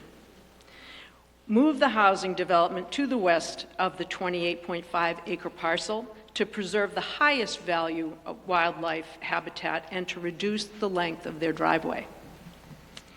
Donate a significant portion of the 28.5 acre parcel for permanent open space.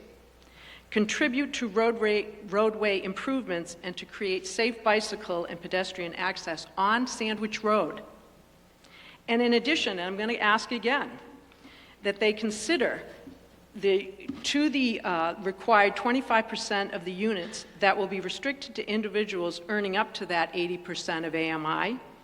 The board recommended, again, I'm going to repeat it, that the applicant place a deed restriction on an additional 25% of the units for individuals earning up to the 100% of AMI. I think it's really worth repeating what we have asked for, and I certainly hope that this board will really take a look at that letter, because I have only highlighted what was in that letter and what the Board of Selectmen is requesting of the applicant. Thank you.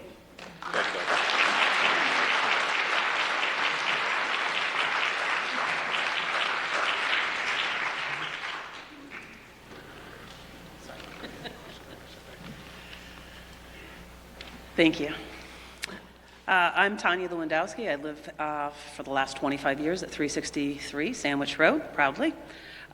Chose that home, located on agricultural land, specifically because I wanted an opportunity to support the environment and to work as a hobby farm, and I'm also a biologist by trade and work with fisheries and watershed work. So I have a myriad of concerns, and I just wanted to put a couple of higher topics of concern here for the board. I have one of my letters, isn't that 250 plus as well? So do appreciate that opportunity. So again, some of the nitrogen load issues. This proposed project sits directly on a Mass DEP space that is a nitrogen sensitive area, and these regulations, these new regulations are just promulgated, and we're going to be responsible as taxpayers to pay for all of these type of loads. There are no other tertiary type of underground sewer systems, if you will, or treatment facilities that would actually mitigate this type of a proposal, especially if I heard it right, it might be up to 900 units vice the original 300 design, which is probably why they want it more towards the eastern side. So those nitrogen loads, adding those type of units, back in 2016, I spoke to the board as well, concerned about a 25 units cluster housing. The concerns were with the ZBA at that time for 25 units. 300 units, That's just, to me, is almost ludicrous at this point. That type of impact that goes right adjacent to where we did the Coonamessett Restoration Plan, that watershed and underground water treatment, water movement, if you will, in our sandy soils is going right to Great Pond and right to Green Pond, where all the oysters, the fisheries, the other fisheries, which is what I work with, is going to be affected in that area. And that does affect other homeowners as well as our tourist industry that we have to think about as well. So I'm just requesting that more concern of the larger leach fields be considered and having smaller units. So I think a third-party full hydrology nitrogen impact that I'm sure that the DEP is going to be very interested in working on, and hopefully that also corresponds to the deadlines that unfortunately are so much shorter for the ZBA. So I'm sure that would be difficult for you to find out some of this information. Other watershed hydrology concerns, we're already under water restrictions during the summer. Adding additional outtake from our groundwaters, that's a concern of mine. We're already at that point of kind of top line level. Wildlife impact. We're going to lose a very important wildlife corridor. I have been looking at this area for 25 years because I'm a really interesting person, sit in the woods and watch things in the middle of the night. But the things that I've seen there, we're looking at species of concern that are listed, such as box turtles, migratory birds, lady slippers, bats, damselflies, scarlet blues actually exist that are endangered. So we have a lot of various pollinators there, bees, moths, butterflies. All of these species play an important role in our landscape. Several of these migratory birds and raptors, such as snowy owls, I have photographs. Red-tailed hawks, red-shouldered hawks, coopers, other owl species, all along with common species such as white-tailed deer, rabbit, turkey, fox, coyotes, all exist on this tract of space. They're going to be pushed into other habitats. Those habitats are other people's front yards or maybe a driveway or whatever might be built there. So there's really a lot of concerns as these animals really don't have a space to go. These negative impacts would be absolutely irreversible. So this is a one-shot deal, and I hope people make a good decision as best as possible looking at this. In order to really understand that, you're going to need to do a full year census. You can't do like our traffic studies in February to find out how many cars are going down Brick Hill Road. I mean, it took me an extra 5 minutes to get here, and I live on Sandwich Road because I was dealing with traffic. So you can't tell me that a longer study isn't actionable for these type of things, for wildlife as well as other topics. Light pollution also affects, as well as sound pollution, is going to affect all the wildlife. You can tell me about downward spacing, no bleed over and so forth, but there is going to be impacts. We have bat populations, we have nocturnal species that are absolutely all going to be affected, and it's going to change their area and space that they live in. Again, also the noise pollution. You're going to have HVAC units on top of these 4-story towers that are going to be, contributing to noise, extra traffic noise. The light also was the extra traffic. I know that my horse barn is going to be a beautiful sight of oncoming headlights over and over and over again that I used to enjoy for the last 25 years. So, and then we look at traffic. We've kind of made a little bit of comments in regard to that. We have other individuals that'll speak with greater detail. But we already have a highway on our road in Sandwich Road. I remember when we used to be able to, it was an oiled road and you could walk across the street and get your mail. You can't do that anymore. Nowadays, it's already a very, very busy road. Putting, a small sidewalk in front of, oncoming traffic isn't going to change any difference there. That's only going to help mitigate people that maybe want to live there and walk to Brick Hill, but it's not going to help Sandwich Road as a whole. And then we have to look at the whole community, not just my house and not just a neighbor's house, but the whole space. I'm very concerned. I did work with public safety, and I don't think that that's a safe space, and we'll have issues with trying to get emergency vehicles up and down on Sandwich Road just because of the mere traffic, not so much the boulevard that's being presented to us. A loss of our green space. we want to use that space, but some of the space, as the 300 Club very wisely does recommend, keeping that to be wildlife land and being a little bit more untouched. We don't want to have dog parks every 5 feet in the woods. We understand that. They're a great place. I'm an owner of many Brittany's, so as many of my neighbors can attest to. So we like to use that space, but use it so that also the animals and the wildlife and the environment's going to be helpful. So we're also losing a very important needed carbon sink. Putting a couple of native species on the side of a roadway that we're now going to pave is not going to mitigate even the destruction that's already been made, the type of trees that have been taken down. Trees take years and have many decades of carbon sink that's related to them. So, kind of in closing, I really am very proud about the projects that Falmouth does. I really am. I love this town. I don't ever want to leave this town, and this is where I intend to retire. Hopefully in the next couple of years. However, I do want to say I just really appreciate what the town does. I think everybody is very, very positive about affordable housing. I think that this town has done incredible actions for that. I'm looking at the rest of the Cape and looking at the percentages that represents and how hard Falmouth works in order to do that. Totally support that, and I hope that we can find some sort of resolution and happy medium that helps all of us and the environment as well as our community. So thank you for the time. Appreciate it.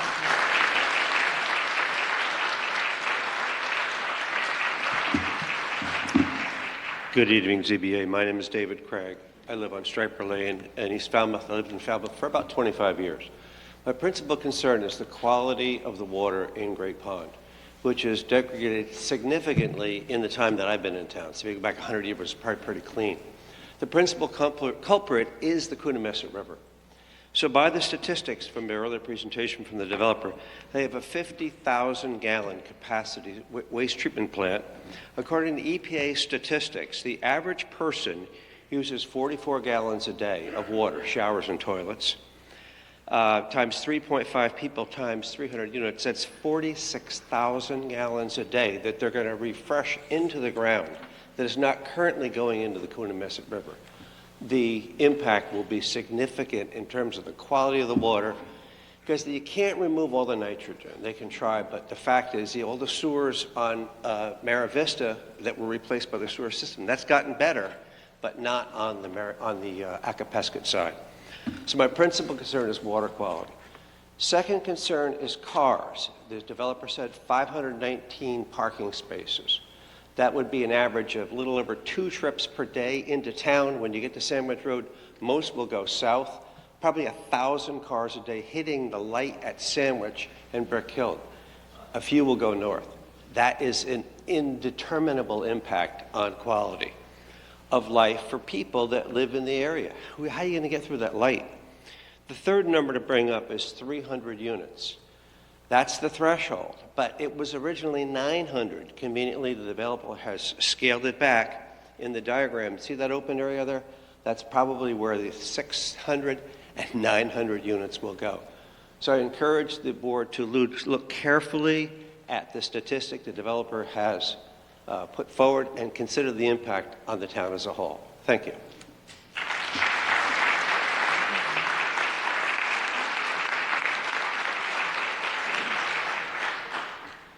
My name is Kevin Heffron of 127 Meredith Drive. And again, I would like to thank the Zoning Board as well for being here today, as well as the presenters, as well as the audience as well. My name is Kevin Heffron. I have a doctorate from Duke University in geology from 1992. So I have over 30 years experience working in earth science and soils and geology and dealing with groundwater issues as well. And I have a slideshow here that I'd like to discuss a little bit with you. And so this is an aquifer system. It's a sole source aquifer, meaning more than half of the water that we drink every day and use is from the aquifer. It's over really 90%. And it contains 6 different lenses. And these 6 different lenses are like, think of an egg carton. So it's all connected, but there are pockets, right? And the biggest pocket here is in Sagamore. And this location that we're looking at is right on top of this, right? And the flow lines are moving south and southeast into the Coonamessett River we just heard about. And notice that this map here is showing all the waterways, the estuaries that are impacted by nitrogen, by septic systems. So our entire coast of Falmouth is a red dot, right? And we're aware of this. Everyone knows this. We have a big nitrate issue that's going to get worse with developments such as this that are concentrated. Next slide, please. This has the map showing the black is the zones of sewer. So that's the sewer zones, right? The olive or brown color, that's septic. The green is open space. We have very little sewer, and that's going to increase over time, but not time enough to deal with these types of issues. And the nitrate being released takes years to find its way into our waterways, so it's not a quick fix in any sense of the word. Next slide, please. So these, again, are the 6 lenses, and the westernmost, with it looks like a big hill, that is our lens, right? Sagamore lens. And that is the biggest by far. And it's moving south and east from this development into Great Pond, Little Pond, Coonamessett River. And a cross-section shown on the lower right. So this is moving down and out, right? Down and out. And we need this open space for both recharge of the aquifer. If we pave over that, then that no longer feeds into our aquifer system. So the open ground, wooded land, acts to build up our aquifer, right? Cutting that off decreases the amount of recharge the aquifer receives. Next slide, please. That red arrow is showing the direction into Great Pond and Little Pond. We have spent already $20 million dealing with Little Pond wastewater treatment, and we're looking at $30 to $50 million for Great Pond, and that's issues that Falmouth is facing today. And you all have done a great job in trying to address these issues. And it really troubles me, Article 6 was just dealt with. We had Buzzards Bay Coalition and 300 Committee and Association Preserve Cape Cod.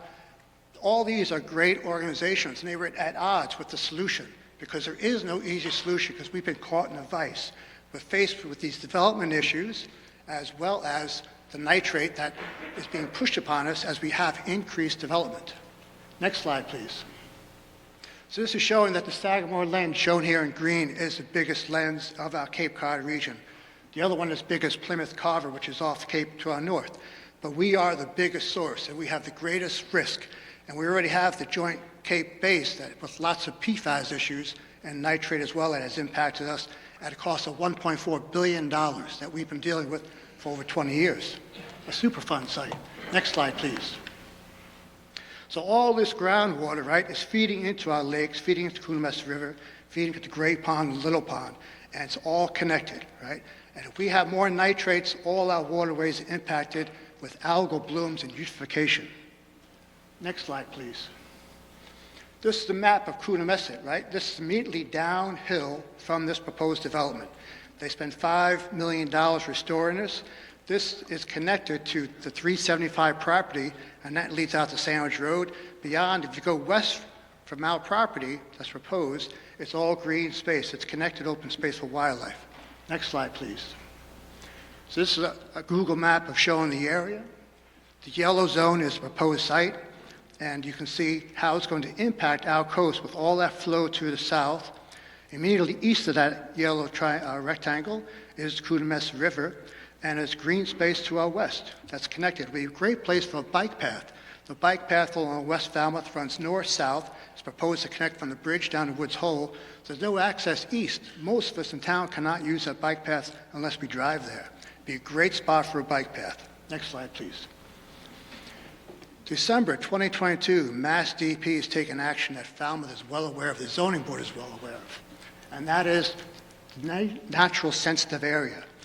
So this was just designated this past year. Next slide, please. So Falmouth Natural Resource is a nitrogen sensitive area, and that's the green zone. We are entirely in that green zone. That is putting an immense pressure upon Falmouth and other communities to deal with our nitrate issue. Next slide, please. So this is from June of this year.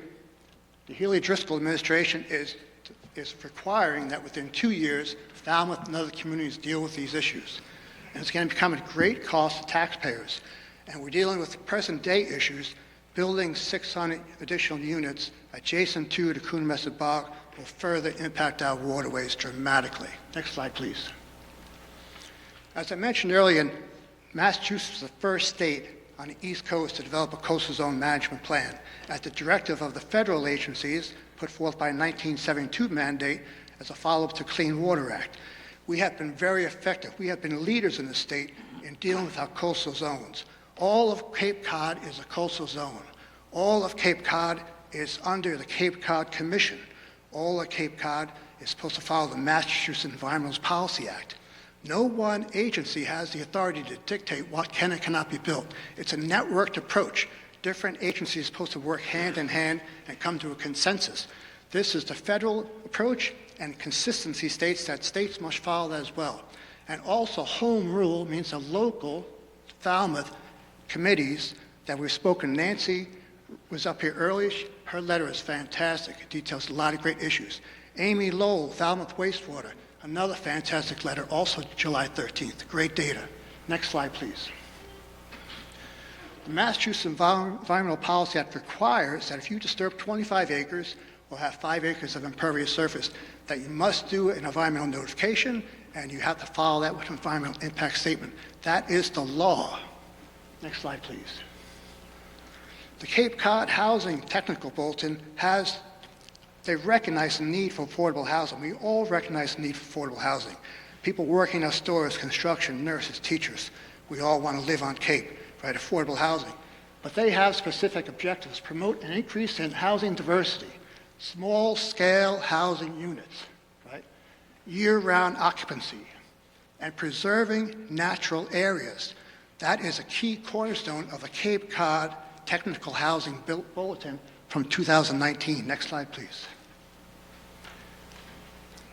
Right? It's stipulated directly: preserve natural open space, recognizing that it is a carbon sink, that it recharges the aquifer, that allows for a better quality of life. Next slide, please.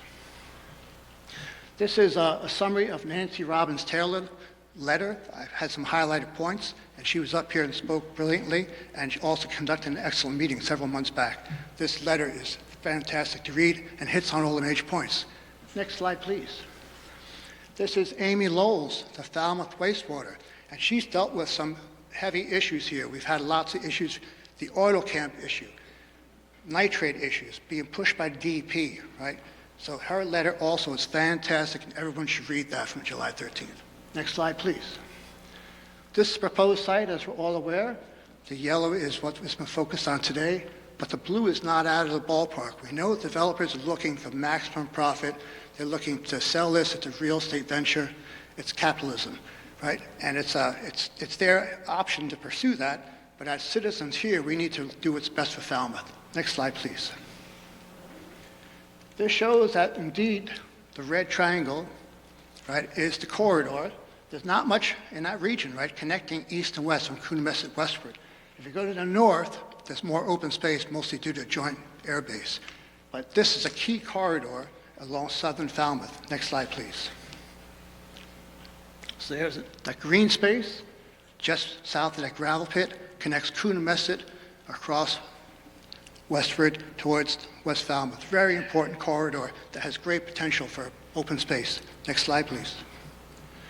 As was mentioned earlier, June 2021, this is agricultural land designed for single-family residences. Next slide, please. Agricultural zoning is not for high density development. Next slide, please. Sandwich Road, right? The 29th most dangerous intersection in Massachusetts. That yellow line is Sandwich Road. Those big red dots are major sites of accidents, right? Next slide, please.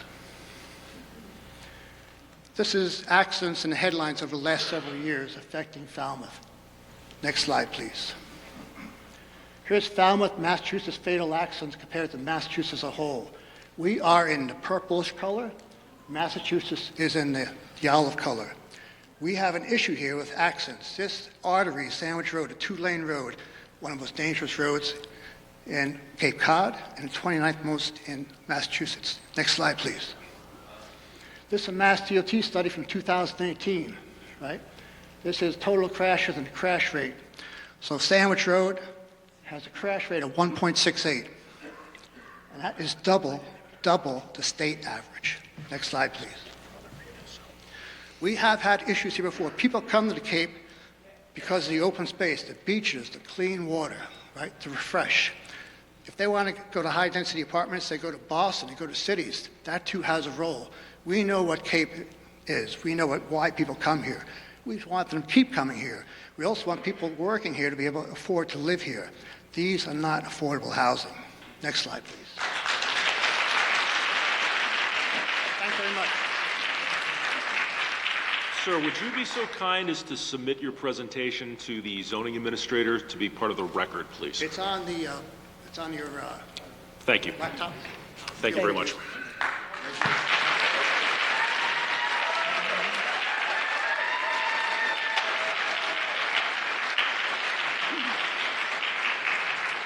To the board and Chairman Morse, I request a little bit more time as I'm speaking for other neighbors. How much would you like, ma'am? A few minutes more from the ones allocated. 5 minutes? Probably. Sure. I have Could you some just give us your name? materials that I would like to, with all due respect, submit to the board. Certainly. Could we just have Right your name, now- too, for the record, please? My name is Marjorie Parmenter. I live at 36 Meredith Drive, and I am an abutter. Thank So you. may I hand the materials for... Certainly. Over?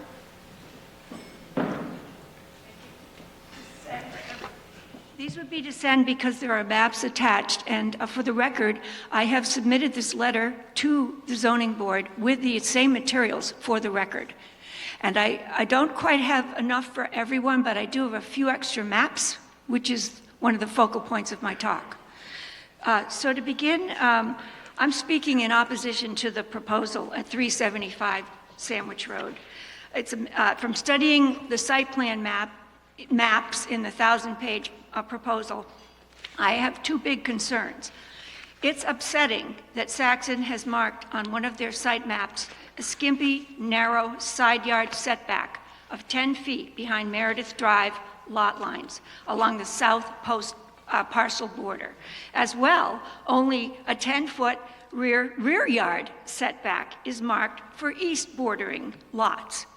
I feel this shows no genuine attempt on Saxon's part to mitigate neighbors' privacy concerns for offsetting tall roof lines, filtering outside lighting, offsetting car exhaust fumes, or buffering parking lot sounds and sounds of human activities.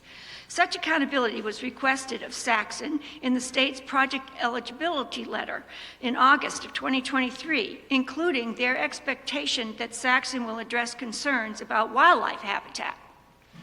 Putting up garage shed walls only 10 feet setback is from lot lines, leaving gaps in between and planting a few shrubs doesn't cut it.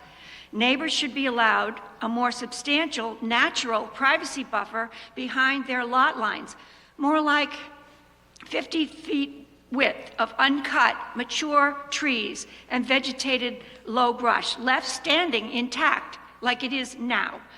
Besides mitigating some of these concerns, a wider setback would at the same time provide a woodsy corridor between the sheds and the backyards, so smaller animals and turtles could move around. If Saxon can't handle a 50-foot setback, then how about 40 feet? Saxon should make a much better offer than 10 feet.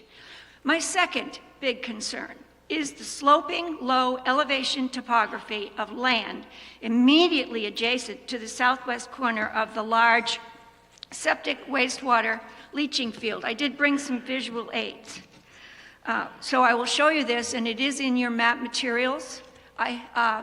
This is north, bottom is south. This is the proposed leaching field, and at the bottom is the Meredith Drive properties. Each of these tick marks represents our lot lines, okay? So one of the maps shows in your parcel that I've just handed you contour line marks marking sea level elevation in feet. Another map in your material packet shows the proposed leaching field. This is a grid of light gray dots, okay, for septic and wastewater for the entire apartment complex, and it's overlaid in one of their maps with the gradient line. The septic leaching field will sit at a general elevation of 49 feet. However, please note on your maps that the southwest edge of the leaching field is down here, is very near, very near a very steep walled natural depression, perhaps a glacial moraine remnant or kettle hole. The bottom of the steep wall basin closest to Meredith Drive is marked at 43 feet. You don't have to be a hydrogeologist to understand how gravity works. The leaching field will sit at a higher elevation than this nearby depression hole. The leaching field is at least 6 feet higher than the deep depression. Around Meredith Drive, water, whether it's surface or underground, flows southeasterly toward the Coonamessett River wetland and sea level. You've heard that tonight multiple times. Over time, gravity will move the wastewater down from the filtration bed, whether it's state-of-the-art or not. Then it's going to move it, and it's going to move it towards the depression. It's going to pull it into the bottom, and then it's going to pull it beyond that because it's lower, if you look at the contour lines. And this increased underground flow in the southeasterly direction that could result from the daily effluent discharge in the leaching field is concerning to me. It is bound to reach the backyards along Meredith Drive and possibly raise ground saturation levels around home foundations. So I ask, if this deep depression hole is at a lower elevation by at least 6 feet than the nearby proposed field, how can this even be allowed to be permitted by any agency?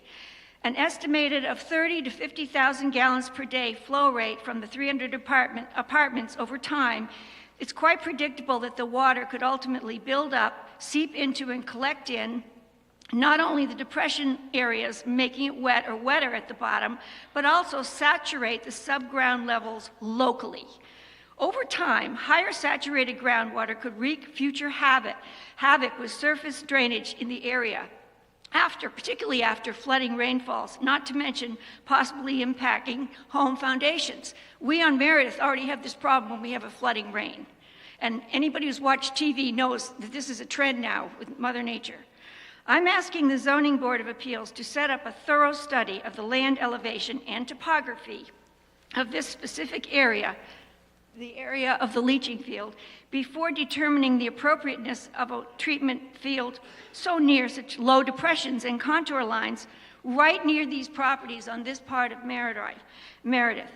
And if you want to visit this depression yourself, I invite you. I invite the ZBA to a field trip to my yard. I can show you this. It's right in the path of the southeasterly groundwater flow, which has been spoken about by people earlier. And it's heading to the backs of our houses, around our foundations, and across and towards the river, the Coonamessett River. Now, Mark Kasperitz of the Falmouth Conservation Commission conducted a walkabout in June of 2023. Please see the memo at the back of your packets. His report was inconclusive because he could not physically explore the bottom of this depression for wetness because there was too much debris. I'm asking ZBA to please implement a study soon, maybe in the spring or as deemed seasonally appropriate, to be done by the Cape Cod Conservation Commission or other environmental agency. I do not feel this study should be done by Saxon engineers due to conflict of interest. If there are potential groundwater impacts to the Meredith Drive properties due to increasing wetness in the surrounding land, I feel that this development should not be approved, and I thank you very much.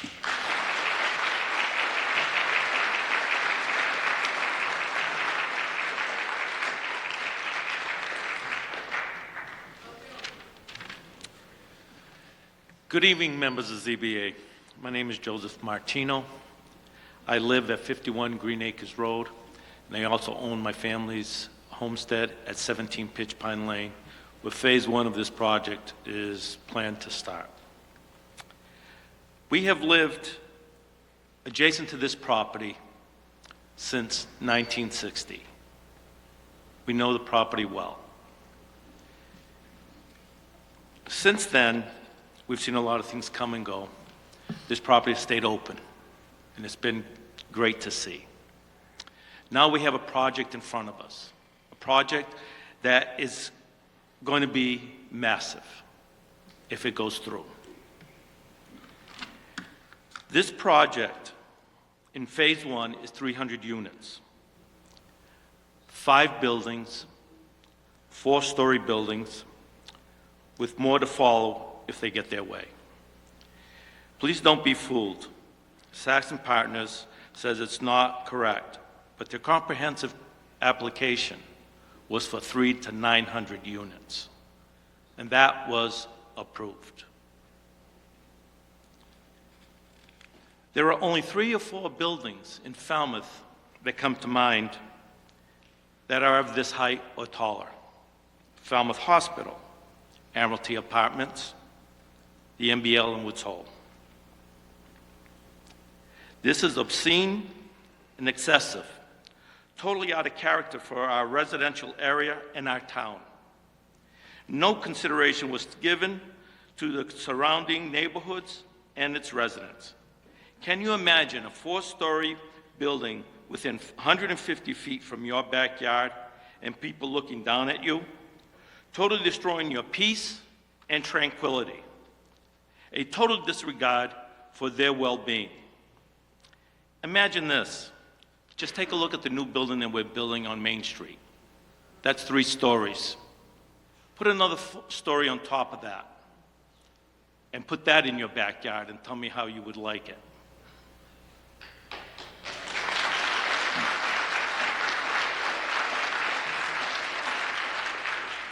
This project goes beyond what is reasonable for a residential neighborhood.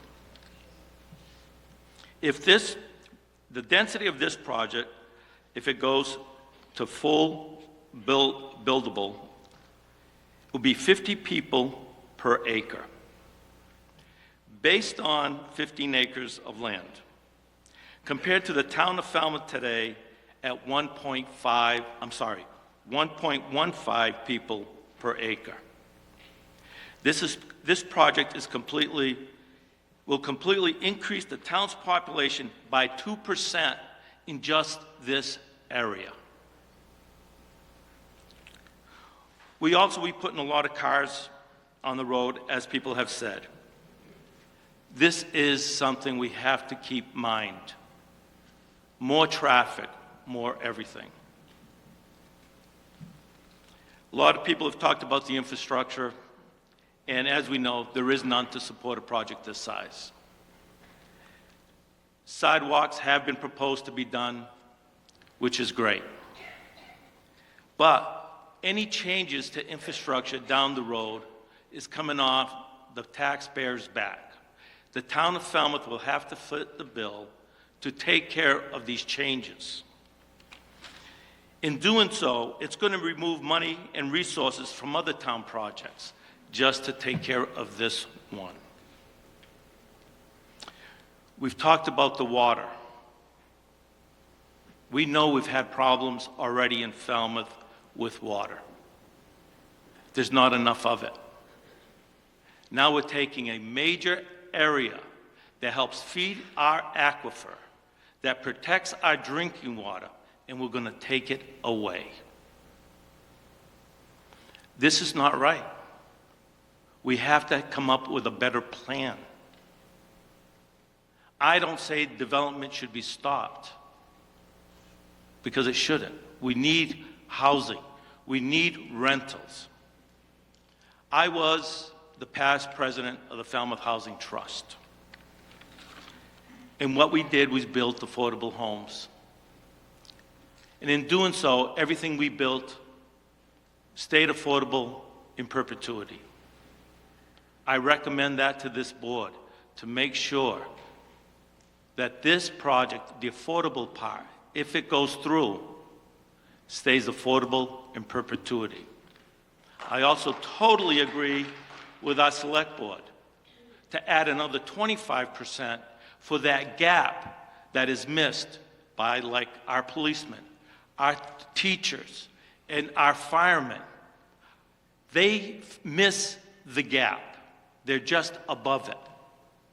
So the affordability doesn't work for them.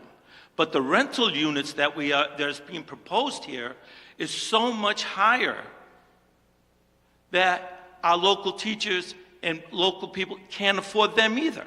So who's going to rent this? We have to take this all into perspective. This goes beyond what I consider reasonable.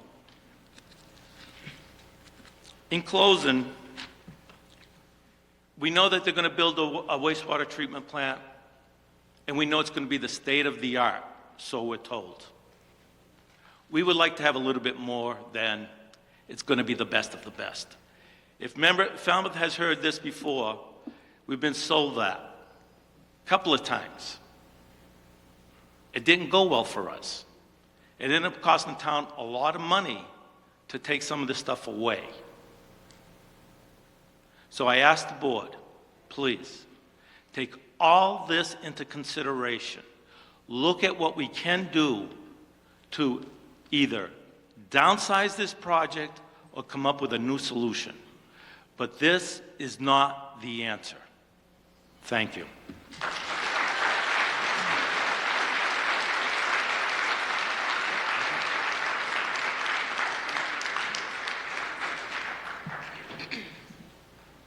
Hi, my name is Cheryl O'Hare. I live at 371 Sandwich Road. Go me, right? My husband and I actually are not NIMBYs. We actually want the Rodriguez family to sell this property and get every single penny that they can get for that. Absolutely. And I don't mind if the land is developed, because we need it to be, and it will be one way or another someday. It's just the reality. However, I have a few problems with some of the drawings and explanations and descriptions that are provided to us by the Saxon partners. For example, I'm not real sure that some of the diagrams that are being provided are actually to scale, because a 4-lane road with was it a 12 or a 15-foot beautiful planting area in the middle dividing it, actually leaves very little space, if any at all. My living room window is so close to that property that it is closer than I am to you right now. My turnaround in my driveway is 8 feet from the property line. But when I say that my living room window is closer to the property line than you are to me right now, I also mean my kitchen window, my bathroom window, 3 bedrooms. And when I look at these drawings and what the proposals are for what he's going to do, they're not reasonable as described, but even as we're being shown, they're illogical. They're not to scale. They don't take me into consideration in any way, shape, or form whatsoever. My house was actually originally built in the 1800s in Woods Hole. And in the 1980s, somebody plucked it out of there and dropped it over on Sandwich Road. I think that they were granted variances at that time to allow for that house to be put where it was, because where my house is on that property stinks. I can't go forward, sideways, in any direction. We can't move the driveway. We can't build anything. We can't expand anything. We got nothing, because it's such a tight area. So, the lighting, the noise, this 4-lane, beautiful lit up thing that is going to be right where you are when I'm watching TV is a problem. I also want you to know that I've never bought a bag of Halloween candy in all the years that I've lived there. Never, because we've never had a trick-or-treater. There's no kids on Sandwich Road. There's no kids on bikes on Sandwich Road. I've never seen a mom pushing a stroller on Sandwich Road. I know that when I go to the end of my driveway to my mailbox, I have to wait until the traffic is creating an opening for me to get my mail out of my mailbox safely. There is not only a high volume of traffic, but they're hauling down that road so fast that it's not even safe for me to get my mail out of my mailbox. So this increase in traffic, the increase in density, the number of children that they're putting on this property, the number of school buses that now have to pick up all those hundreds of kids, it's going to be a real problem. I also don't know why Jason from McMahon, I think is who did the traffic study. Who is Mario Perone from Transportation Data Corporation? He's the guy who, I can give you the information, it's the guy who put the cord across the road in February to do the traffic study. I have the contact information if anybody wants that. I will be submitting letters to you guys, and my husband will as well. I just wanted to voice a few, little things about my life at 371 and hope that you take it into consideration. And again, support the Rodriguez family. I support building, but this is not right. Also, please make sure that no more buildings are built in that area between what's proposed and Sandwich Road. Make that a condition, please, because he's building there. Thank you.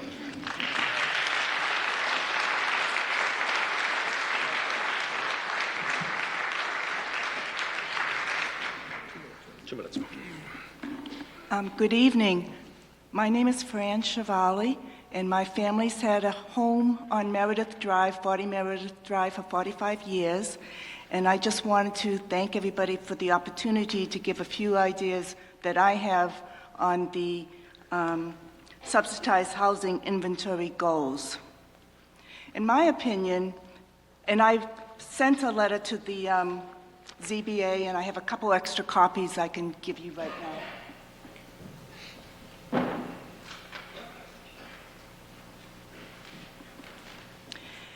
In my opinion, Falmouth is making a very good progress working toward reaching the 10% subsidized housing inventory goal.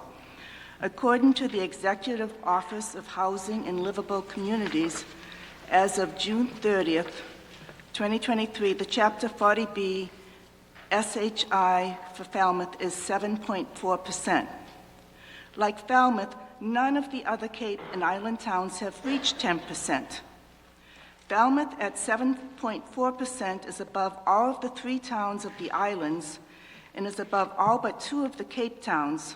Orleans at 9.15 and Provincetown is at 8.03. Across the entire Commonwealth, only 79 cities and towns have reached the 10% goal. 272 cities and towns have not reached the 10% goal as of June 30th, 2023. Now, we recently got according to the October 6th, 2023 Falmouth Enterprise article, Falmouth in Perspective, 3 vastly different rental apartment projects in the pipeline by Eric Turkington, there is a project in the pipeline that is a much better fit for Falmouth. This project is for 156 1- and 2-bedroom apartments on the reclaimed land at the Staples and Friendly's building and adjacent asphalt. The town sewer has been determined to be capable of handling this unit, and this project is consistent with the town's goals of concentrating denser residential development along East Main Street and Davis Straits. In comparison, the 375 Sandwich Road project proposal is not a good fit for Falmouth. It is twice as large, is not near the town's current sewer system, so would mean creating their own sewer system on-site requiring monitoring indefinitely by the town, is a good 3 to 4 miles from Main Street and the main roads, would be built on some of the last remaining natural terrain rather than reclaimed property, and is not affordable for Falmouth's workers. According to more recent SHI data, dated October 31st, Falmouth is at 8.11%. Falmouth is really doing pretty good.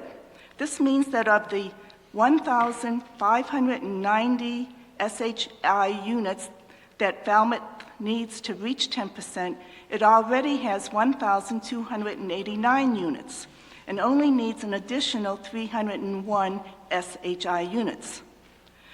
Now, if the above Staples Friendlies project, which is a good fit for Falmouth, is taken into consideration, then Falmouth needs only an additional 145 SHI units. We're almost at 10%. Please don't approve the Saxon project. Although the approval means Falmouth would no longer have to worry about future 40B developments, the approval creates many new problems and destroys Falmouth's rustic charm and leads to urban sprawl. In addition, it would set a precedence for additional national developers to come onto the towns of the Cape with other mega development projects that would further destroy the Cape's rustic charm and tourism industry. Thank you for listening to my opinion on this. I appreciate it. Thank you.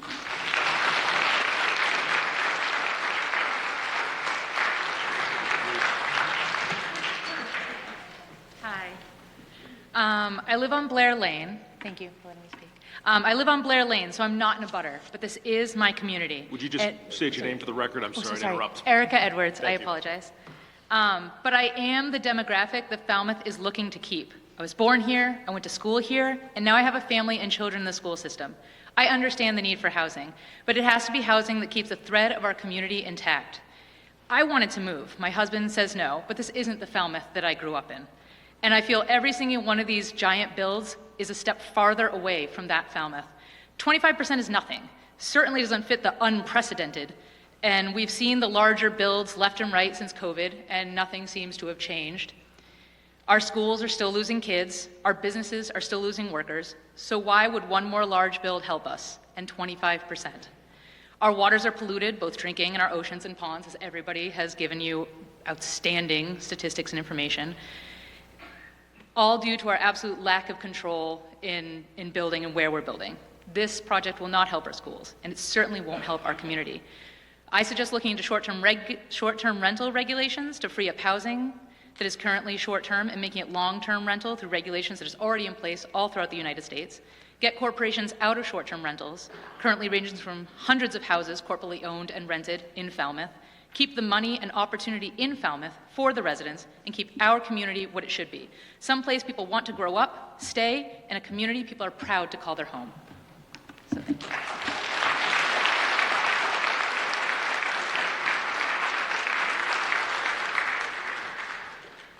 Good evening.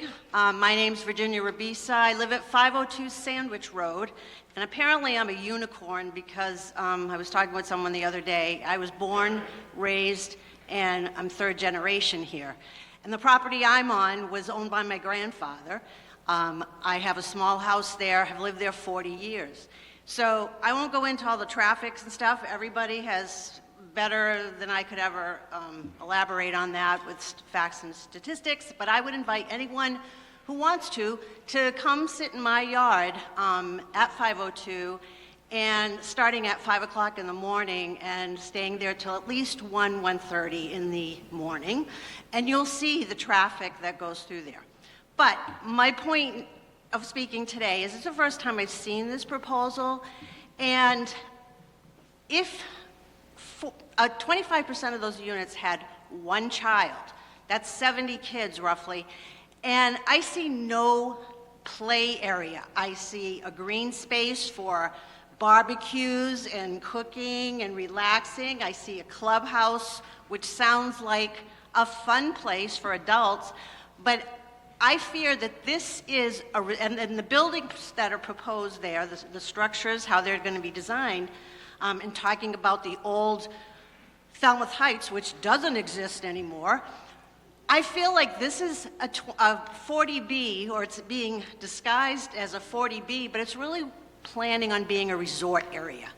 And so if you're going to have children there and there's no place for them to play, I don't know that people paying over $3,000 a month for a unit are going to want to hear a bunch of kids screaming. So take that in mind, that this is a resort that's being disguised as a 40B. And any time that I was a former planning board member, town meeting member, and I used to get very frustrated when I'd hear developers say, this is for the good of the town, and I don't like being lectured that we need affordable housing. We know that. And so keep in mind what this really is. Thank you.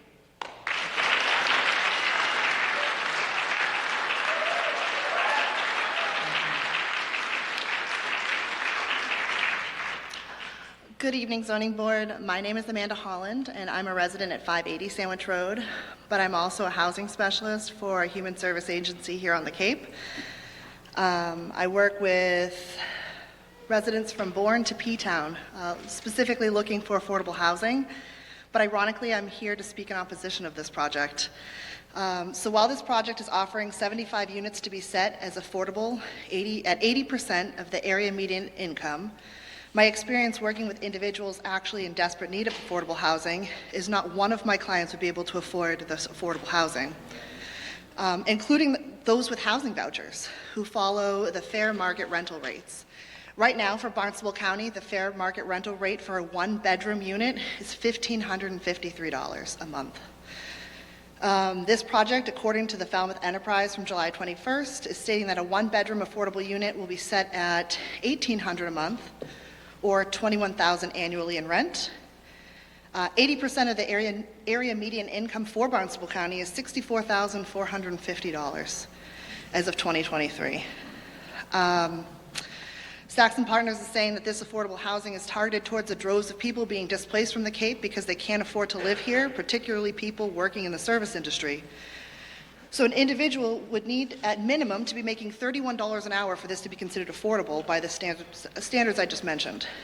And I can tell you, I certainly am not working with anyone seeking affordable housing making $31 an hour.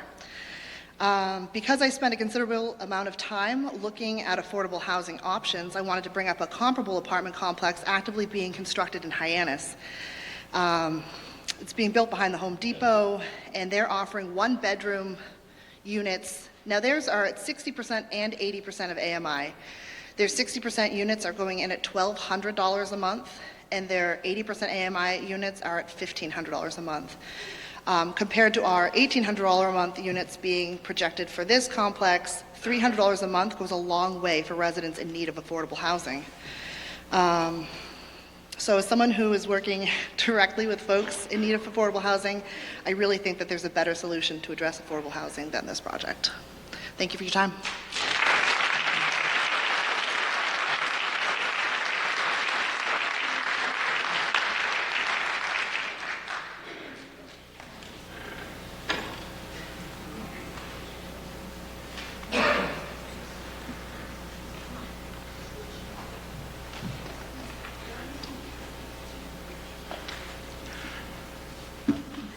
Good evening, Madams and Misters from the Zoning Board of Appeals. Thank you for the opportunity to present. I won't be redundant to all the factual information that's been given, but I feel compelled to rise and speak in opposition to this project. I don't think I said my address is 16 Wanamaker Drive. So I am a direct abutter. And can we have your name, please? John Consoletti. Thank you. I apologize. So I am a direct abutter. We have lived in this home since 2008. And to me, I just kind of want to summarize, if I may, the feelings of a lot of the abutters. Our quality of life will be shot. It will be shot. And there's no denying that. A couple broader issues, which I think the Select Board has alluded to in letters I've read, and in the Select Woman Chairman's comments. What about additional children in the schools? And I know that is probably beyond the scope of this board, but where are the kids going to go? Where are they going to go? We got to build new schools? Does that impact the tax rate? What about the burden on the police and firemen. Does that affect the tax rate? Of course it does. But really, what got me up here is the arrogance of some of the presentations, and I apologize if you resent that, but who's kidding who? 80% of these units are far from affordable, and it's a money-making project, and Mr. Calhoun said we can't afford to have more than 25%. So please, don't insult the intelligence of the good townspeople of Falmouth. I ask for your indulgence.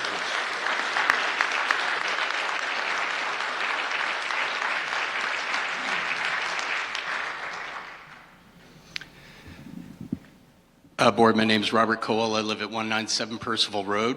You guys are familiar with my face and voice from the Zero Percival project, which recently got approved behind closed doors. It was a much smaller 40B project. I see our old friend, the attorney for that project, is here with this new one. And I'm here to give a little bit of dose of reality to the folks who showed up to oppose this project. Thank you. And to you folks here who presented these outstanding reports showing all the various reasons why this proposed project does not meet the needs of Falmouth residents and why it should be rejected. So here's the reality for all of us. Because it's a 40B, many of the rational and cogent arguments that have been made by this community and the passion of this community will be taken into account by this board. They will potentially add conditions to this project and potentially reject this project, as they did with Zero Percival after a very passionate and rational discussion about that project. After they reject the project, these developers will take this project back to the state and appeal it at the state 40B commission, and it will get sent back to the Zoning Board of Appeals, where we will show up indignant that all of our voices weren't heard and all of the very rational arguments we made against this 40B weren't taken into account by the state. And then this board will have no choice, or they will say they have no choice, but to approve this project, albeit with various different conditions, which the town cannot afford to enforce because we don't have the budget to enforce all these things once ground is broken. Now, I'm not making this up. This just happened with Zero Percival. And I want to give you guys this rundown of what just happened and this dose of reality, because the only way we win is by showing up like this again and again and again. And the only thing that these developers will understand is money. And time is money to this development. So the longer we are able to delay groundbreaking, the more opposition we can give, the more time it takes this board to consider the project, the longer it takes for this thing to get appealed uphill. Things like environmental impact studies, things like further traffic studies, all of these things will delay the project until the developers decide it's not worth their time anymore to continue with these shambolic, money-grabbing invasions of our community. So just to give you guys, I'm feeling all the passion in the room here. I'm feeling, it's clear, rationally speaking, that this is the wrong project for Falmouth. All great evidence has been given, but I want to warn everybody that it's going to take a long-term commitment to fight this. It's going to take a lot of time and a lot of effort, and the odds are against us because of 40B. It's not, this isn't like, we're right, they're wrong, and so it goes away. 40B makes it really, really hard to stop these sort of developments. So I encourage all of you to continue doing this, and I encourage this board to find the courage and the backbone to continue to oppose this project, as this entire community has shown it wants you to continue asking questions, to continue forcing the developers to come back with whatever conditions it takes to make this something wholesome for the city of Falmouth. And if it does indeed get sent back up to the 40B appeals board or wherever it was in Massachusetts, Zero Percival got sent, to then find the backbone to continue to delay or reject the project again and again and again until it's the kind of project that meets the standards of this community. Thank you.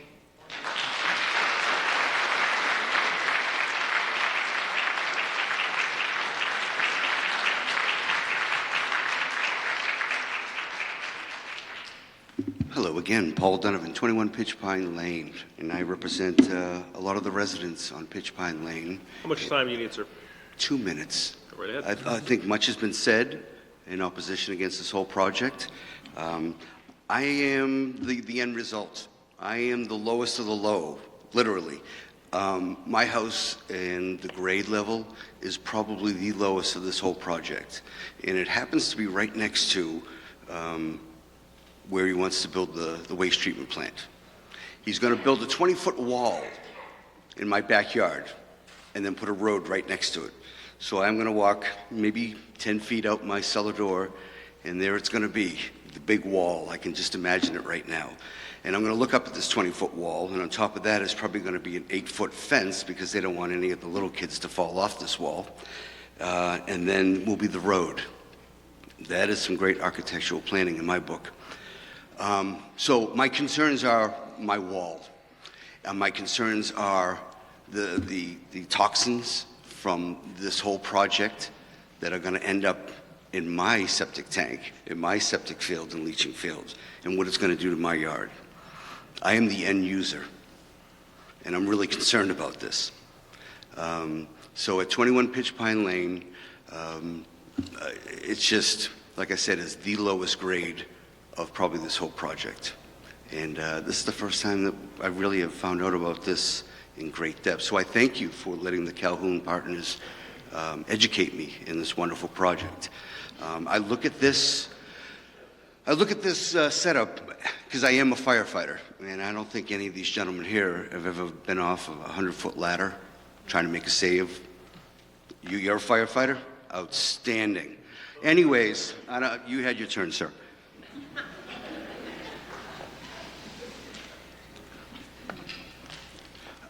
This wasn't really what I was going to talk about.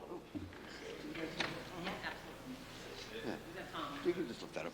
This wasn't really what I was going to talk about. I was going to talk about my wall, the end user, the whole 9 yards, the trees. You folks have waivers that these guys are going to request. What is it, 4-inch diameter? There are trees there that are over 100 years old, thousands of trees, and these guys are just going to clear cut it all. For what? So they can put a couple little shrubbery in there? This is a major part of the ecosystem, and it's being destroyed. Don't give them their waivers. Cut it right off at the source. Don't even entertain it. Getting back to that layout, as a firefighter, as a ladder operator in a large city, which these wonderful folks at Falmouth Fire, they're just not used to. That's going to probably slide down, sir, so you might have to tighten that up. There's no way you're ever going to get a ladder aerial truck in there. There's not one resource with all these cars that are ever going to allow any type of save. This thing is going to go up, if it does go up, and they've got 12-inch diameter pipe. I wasn't even going to talk about this, but you educated me. You educated us that when this goes up, in one night, it could probably consume the amount of Goodwill Pond to put out a 3-alarm fire of this magnitude. So in one night, if you want your water resources to be gone, just have that thing go up, because they're not going to be able to touch any part of this. You can't set up any type of ladder or any type of fire operations in there because of the cars, the collapse zone, and the height.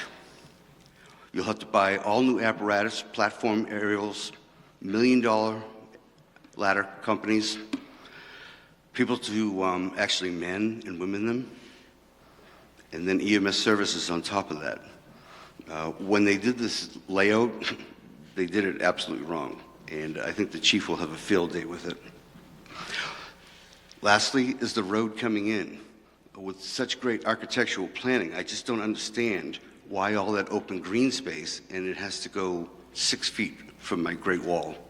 I think I've already named it the Great Wall, so that's pretty cool. So I worry about that. I guess it's very tough to fight 40B, but what we can do is resist a little bit as a zoning board.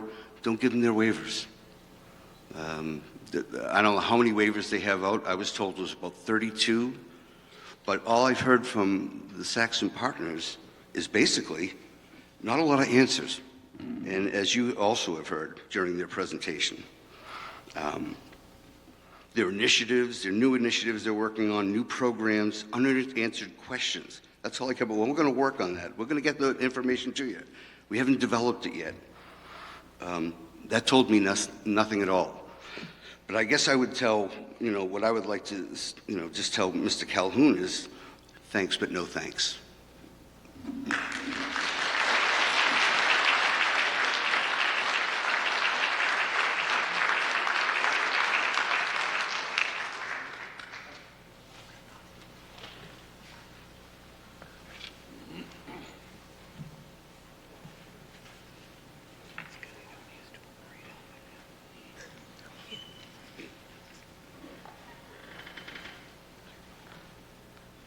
Joe LeMay, I live on Meredith Drive. 3 points, 2 personal, 1 for the town. I am an avid astronomer. I have been for about 30 years. My sensitivity in my astronomy was so great that I knew when the new lights on Main Street downtown turned on. 4 miles from my house. It degraded my astronomy. Now, Saxon Partners is going to put in full cutoff lighting. Most ground, asphalt and grass, reflect about 10 to 16% of the light. However, the lights are not going to shine on the asphalt. They're going to shine on the white cars. A lot of it's going to reflect up. Also, there's no mitigation for the lights coming out of the windows, 3rd and 4th floor. My astronomy is over. My astronomy also is so avid that I traveled to Vermont, Pennsylvania, Chicago, Texas, Georgia, and Florida to participate in astronomy events. So my local astronomy will be 0. I'll just go to more events. Also, anybody who drove down Sandwich Road to get here got a taste of traffic. So I pulled out the end of Tanglewood. On a normal evening, you'd spend maybe 15 to 30 seconds waiting for an opening in traffic. Well, tonight, everybody was coming to here. So I spent enough time that there were 3 cars behind me on Tanglewood waiting. So I finally got out. The person behind me got out. He shouldn't have tried. It was a little dicey there. The traffic study in February, they can adjust it to summer, but I'd like another study in the summer just to make sure the adjustments are appropriate. For the town, the light at Brick Hill and Sandwich is hemmed in on almost all sides by private property. There's almost no way to expand that intersection to take additional traffic. There's a little bit of land to the west of Sandwich Road as you're traveling south there, but all the other corners are tightly knit by private property. You can't add lanes. So if we do find out that there's too much traffic, there's nothing we can do after the fact to fix it. If you want to try to go east on Brick Hill Road around 4:30, the rush hour traffic to take the left up Sandwich Road is very difficult. You'll spend 3 or 4 light cycles just to get down to the light to turn. So if you've never experienced that, do try. Okay, so I think that Sandwich Road and Brick Hill can't be increased, and adding this additional traffic may make it even more difficult to go through. Thank you.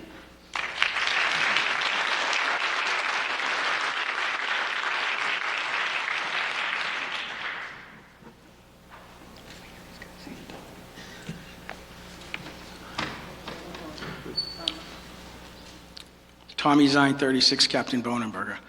Again, thank you. The topic we haven't discussed yet, and it does matter, is character. Everything that we do in life, all of our decisions are based on the character of the person standing across from us. Are they selfless? Are they a good person? Do they have good intentions? Saxon Partners say they're for Falmouth, but they're not. They're a for-profit company. They have said this publicly. After this project is built, Saxon Partners stated they will sell it off to an investment company. So where does that leave Falmouth? It leaves us picking up the pieces for years. Affordable housing was never created to hurt one group to help another.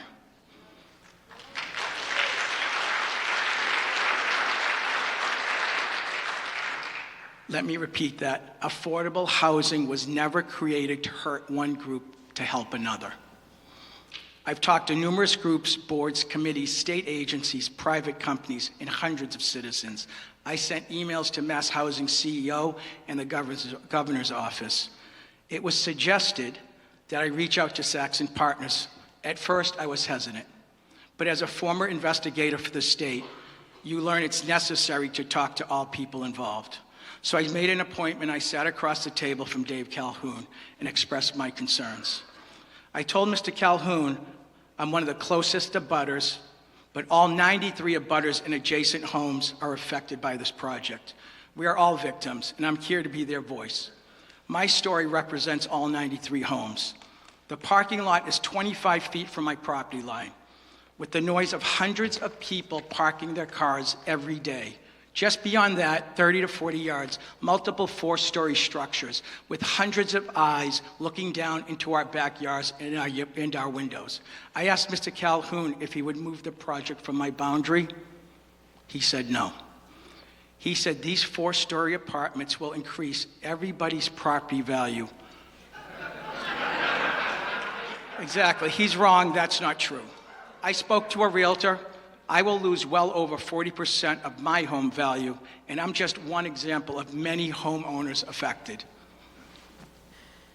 Distance is the only mitigation that will solve these problems. Mr. Calhoun lives in Duxbury. Does anybody sitting here actually think if we built a four-story building behind his home, that would increase the property of his value? Increase his property value? Absolutely not. I told him I could lose everything if this project is built close to my home. So he offered a solution. He said I could always move into the apartments they're building right behind me. During the April 2023 Select Board meeting, Saxon Partners presented their project. What struck me was Mr. Calhoun's disrespect for the Select Board. When someone starts a sentence off with all due respect, get ready to be disrespected. Mr. Calhoun asked the town for their support, but at the end of the presentation, he wanted the town's cooperation instead of their support. It sounds like he wanted our blessing. Now get out of the way, Falmouth, or get steamrolled. Is this the character of a company we want deciding what's best for us in Falmouth? I'm going to finish with this. Saxon Partners and Mass Housing, you both have the opportunity to do the right thing. You have the space, so reduce the project and move these massive buildings to the middle like the town of Falmouth asked you to. Do this, and the project's impact will be far less. It's a win-win for the people and the environment. Thank you.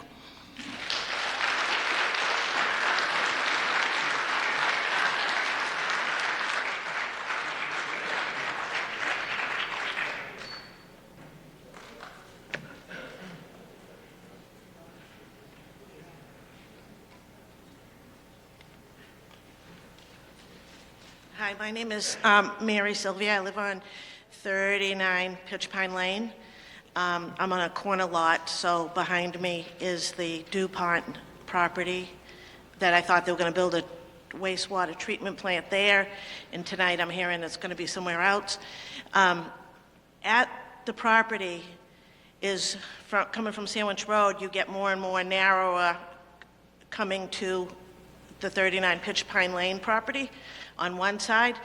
And so when people talk about, move it more, I forget, east or west, a little bit, moving it down from Harris Hill Road, either way, you're pushing the project closer to somebody else, and they're not going to like it either because of the same concerns.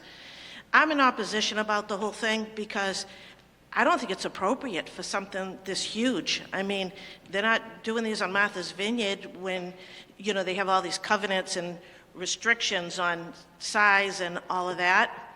So I'm totally in opposition for every reason that everybody else mentioned.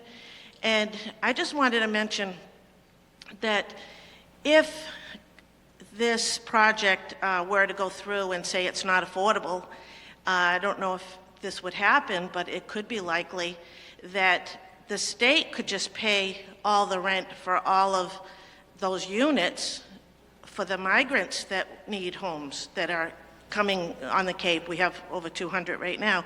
And the other thing too is there are other areas for housing. I don't know what they're doing with the Falmouth nursing home, the circular one next to St. Patrick's.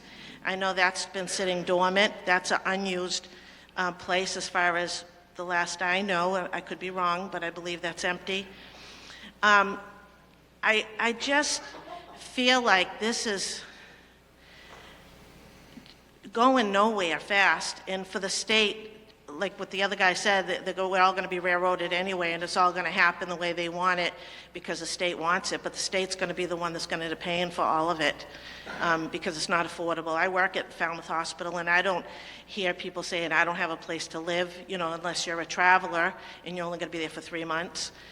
I really was hoping that if anything was ever going to be built, it would have been ownership, because then people have skin in the game. Maybe they'll take better care of it and be more mindful of others. That Habitat of Humanity, when they build those cute little houses with a lot more greenery and just spread it out so it's not so painful. And absolutely that project, without a doubt, to make it affordable for Saxton, they're going to have to build the 900 units because just all the money and time they're spending on it. Of course, the more they build, the more of a return they're going to get.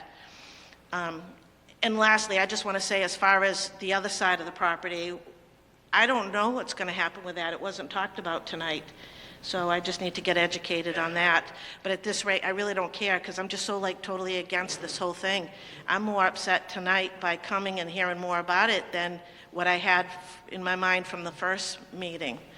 So, and our house was built in 1968, and it's a beautiful spot on a hill. And this is very upsetting to our family. Thank you.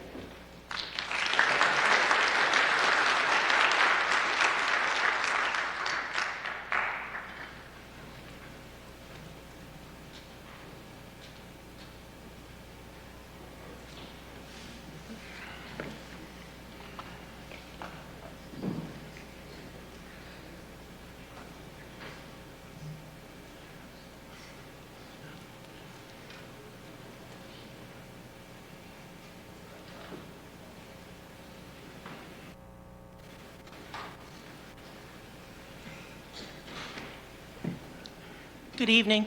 My name is Kathleen Crowley Braga. I live at 63 Deepwood Drive. Deepwood Drive is directly across the street from Parker Mill Road off of Sandwich Road. I wanted to extend a heartfelt invitation to the Zoning Board of Appeals and to Mr. Cahoon and his partners. I moved from the city to get away from this. I moved from the city to raise my children in Falmouth. I'm very proud of my 2 children who are now cadets at Mass Maritime.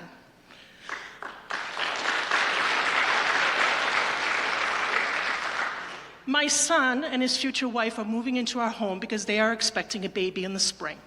They cannot afford rent in Falmouth. And they certainly couldn't afford $3,400 or $4,300 for living in an apartment complex. My husband's family has lived on Deepwood Drive for over 60 years. We were blessed enough that his father's generosity subdivided a piece of that land so that we too could have a piece of the pie and build a house 15 years ago. I know more than anybody the importance of affordable housing. If his father had not gifted that land to us for $1, we would not have been able to afford to build our home. My husband works in the blue-collar trades. I work in the service industry, and I have a background working in early childhood education with a master's in education. I can assure you, Woodrow, my 110 chocolate Labrador, and I love to go for walks. My husband, when I first moved to the neighborhood, was unsure of all the wooded trails that he played on as a young boy. So he took me through them. I'm not so sure if the Saxon group is aware. When you leave 375 Sandwich Road and you cross directly across that entrance to a wooded path, it goes to Mare's Pond Well. From there, it goes to Jenkins Pond. Jenkins Pond is said to be one of the cleanest ponds of all of Cape Cod. Hundreds and hundreds of residents of Pinecrest Beach Drive, Deepwood Drive, and those surrounding streets pay dues to keep that pond clean. I believe that Mr. Martino made a great presentation and spoke about the impact that this would have on the aquifer. The gentleman who was the geologist, who also eloquently made his presentation, spoke of that as well. I'm not a scientist, but I am a dog lover. And I would love to invite you to go on a trip with me through the woods, down to Jenkins Pond, where you will see bald eagles, where you will see coyotes and deer and turtles and all types of other little animals, and big and small, and plenty of birds. So I'm really concerned of what the impact this is going to have on the herring run at Coonamessett, and I'm really concerned also what impact it's going to have on Mullenhall School, T-Ticket Elementary, and the local grammar schools and, upper and high school. How much money is the school department going to be able to handle this with the school buses? The traffic, you can't get off Deepwood Drive in the morning to go to work. It is a highway. You have to wait and wait and wait. So I do think that this is going to have a dramatic impact on our police and fire and our schools. And I really hope that you oppose this. Thank you.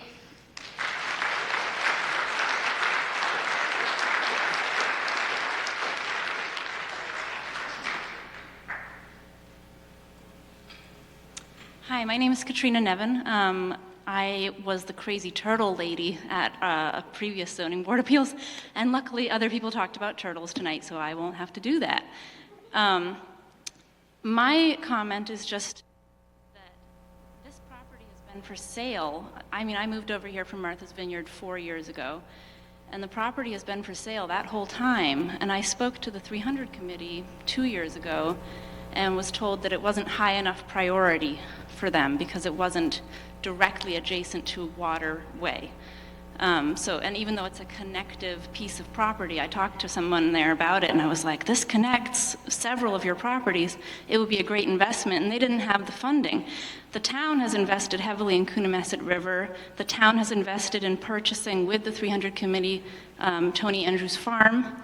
Those investments could have been supported by purchasing a property like this, and then we could have been sitting here having a conversation about the positive things we could do with a property like this. We could build our own affordable housing. We could provide what the community needs in a way that's consistent with what the community wants. And it's, I guess it's wishful thinking, my comment at this point, but I just wish that something had been done by the town to protect those other investments and provide the town with what it wants and needs and deserves, so we aren't having to have these antagonistic interactions with you all the time. There's a positive way to create the future we all want, and so that's my comment for tonight. Thank you.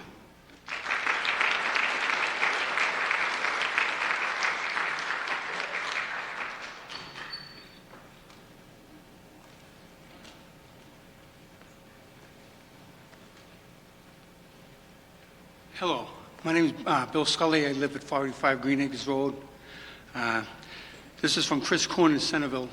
And put it perfectly, there are more agendas than you can count in the value of the town, its residents, history, economy, community, and our quality of life seem to be getting attacked and challenged with every new proposal. Our town and villages have been embraced and protected for the last 384 years, and it's now their preservation is becoming more and more perilous. It just makes no sense for this to be happening for just a straight money grab, is all this is. And the equity that everybody always talks about, equity and fairness and equity, will all go to Saxon Partners if this is allowed to happen. Thank you.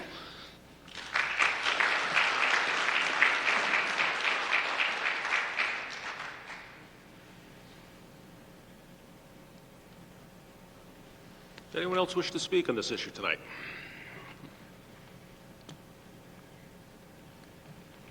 The board thanks everyone for their comments this evening.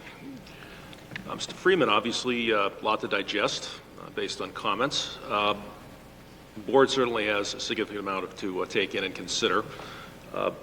Noreen, what are we looking at for a continuation here?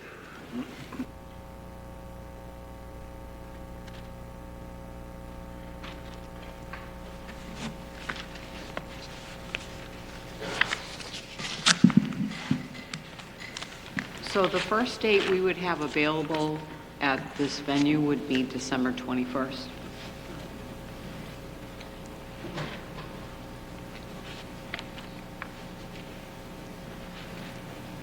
Mr. Freeman?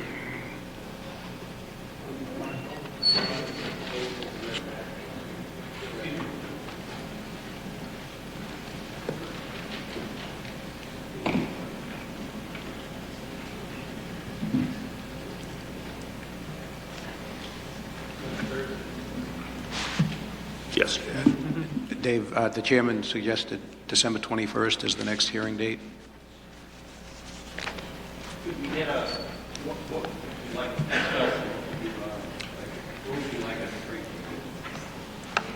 I would believe that the minimum of the 21st, we would be indicating what our peer review needs and requests are going to be. I was going to ask about that, and if you need to do it on the 21st instead of tonight, but obviously we'd like to move something like that along as fast as possible. So if you don't have ideas of possible peer review consultants now, I would understand that, but then hopefully you could get some proposals and perhaps designate and choose the actual peer reviewers on December 21st, because otherwise it would be like a 2-month delay before that's even commenced.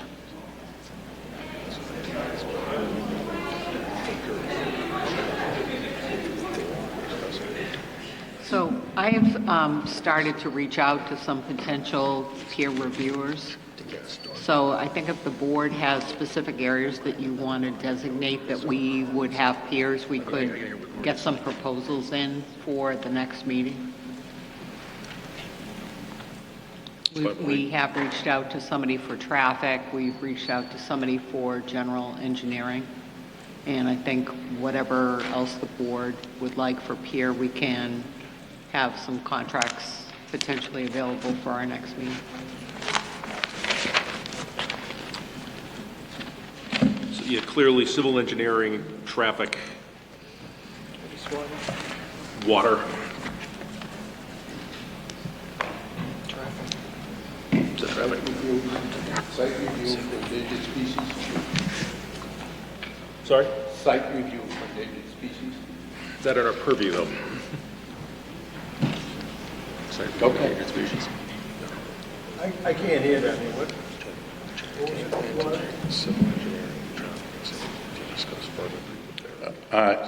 What? My question wasn't in our purview, so I will withdraw it.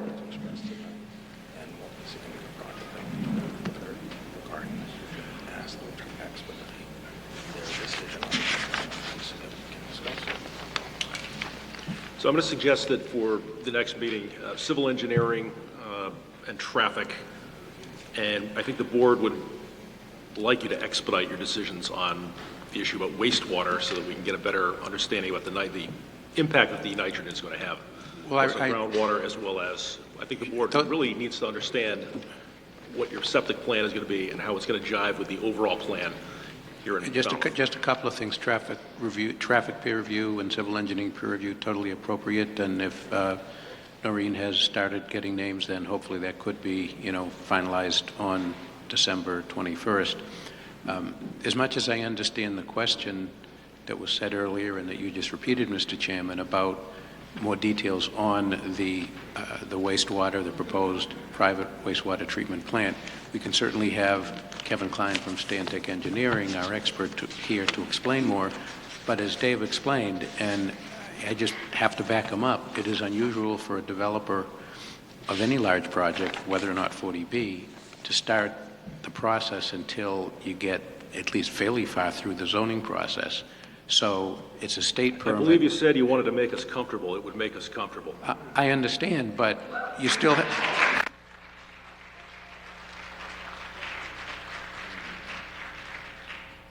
I didn't say we weren't going to try to make you comfortable. I agree wholeheartedly. Absolutely wholeheartedly. What I'm saying is that a lot of the information will be determined through the studies that are required by DEP. And it's just the nature of the process that this is an early time for the applicant to do that. So we can certainly explain how it works. We can explain through our engineers what we expect. But it's a process that normally And in other projects, frankly, the condition is simply that you comply with DEP requirements and obtain the groundwater discharge permit. If there are other conditions at the right time that you think could also address that, we would certainly consider those with you. But I'm just being candid. We don't want to kid you, and I understand the request, as I said. But we'll do the best we can, and we don't have a problem with wanting to make you comfortable. I just don't want to leave an impression that we will have lots of the detailed information, because it doesn't happen at this stage. But we'll certainly do our best. Mr. Chairman, I don't understand. You have the capacity to help us understand about water waste treatment. Mm-hmm. You're hiring people to do this. If you're going to make us comfortable, this is the time to do it. I don't not later on. I mean, this is the time. Everybody here is concerned about that. That's one of the biggest concerns here. I don't understand why you just don't take care of it. I'll give you, Dave can expand on it. I can't hear you. I know, Dave can expand on it, but I will just repeat what I said, because it's a process that is commenced normally much later. And it Yeah, is but a we're state, dealing with it is right a- now. But it's a state permit, and we have to comply with it. We are going to be subject to that, and we will comply. And I'll just end there, but Dave, if you want to supplement what I said. Go ahead. And I know, and I've been accused of this from the very beginning by Nancy Taylor, but I believe your consultant would tell you that ZBAs have no authority over DEP. It's not a permit we can get. What we are offering to do is we're offering to try to get you comfortable with some information, some preliminary information. We do not even have a final plan until we go through. We have to go through a hydrology study. And we can have people in, Phil can walk you through it, and we can explain. We didn't have time to do this tonight. We had presentations, we had information available, but we were only allowed at a very limited time. If you want to hear about how we're going to address the wastewater, we're glad to make a meeting and put that on the agenda. But you have to allow us time to speak. You have to allow our engineers the opportunity to present the information. There's a lot of frustration in this room, and it's because people do not have the correct information.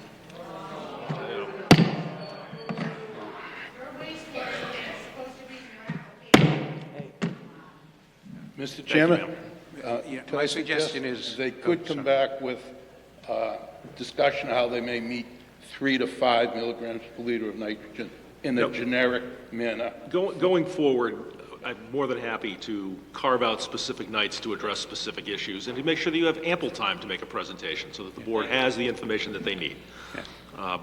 Regarding the peer review, I think you have the two issues. The board reserves the right to request additional peer review as we go forward. Sure.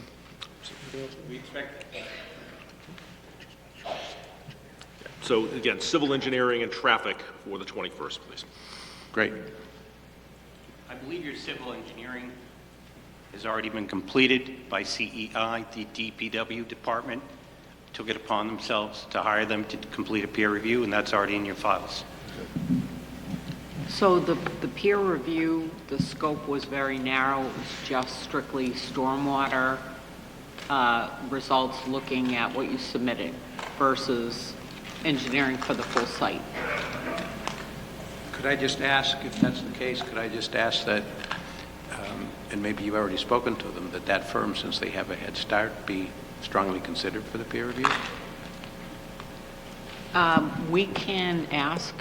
I'm not sure if they have the capability to manage the full scope as well as to appear here before the board to answer questions and that type of thing.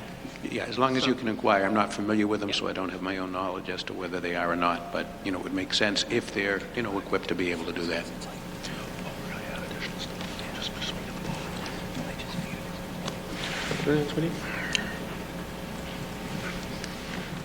Noreen, anything else we need this evening? We have a date and time set, a location. So Just to clarify, what would you like for an agenda on the 21st of December? Who would you like us to bring? I would expect you to be able to be answering questions concerning engineering and the traffic study. No, I'm sorry, but you're missing the process. Right now, what you have to do is you have to hire peer review people. You have to go out for bids. You first have to define the scope. You have to put it out for bid. Those have to come forward. The board then has to vote and determine, okay, who we want to do the peer review and what it's going to do. So us coming back on the 21st, there's nothing for us to discuss as it relates to peer review because you haven't done it yet. Which gets into the second thing I was going to say is that, yes, at that point, I think it would be somewhat beneficial both for the abutters and the board as well as you that we'll parcel out some specific dates in the future to discuss and review specific concerns. So what we'll set up an agenda that evening. Okay, so what you would like the 21st to be is basically a scoping and agenda setting for calendar going forward, what you'd like Correct. to do. That was on our list to do tonight, so we're glad to do it on the 21st.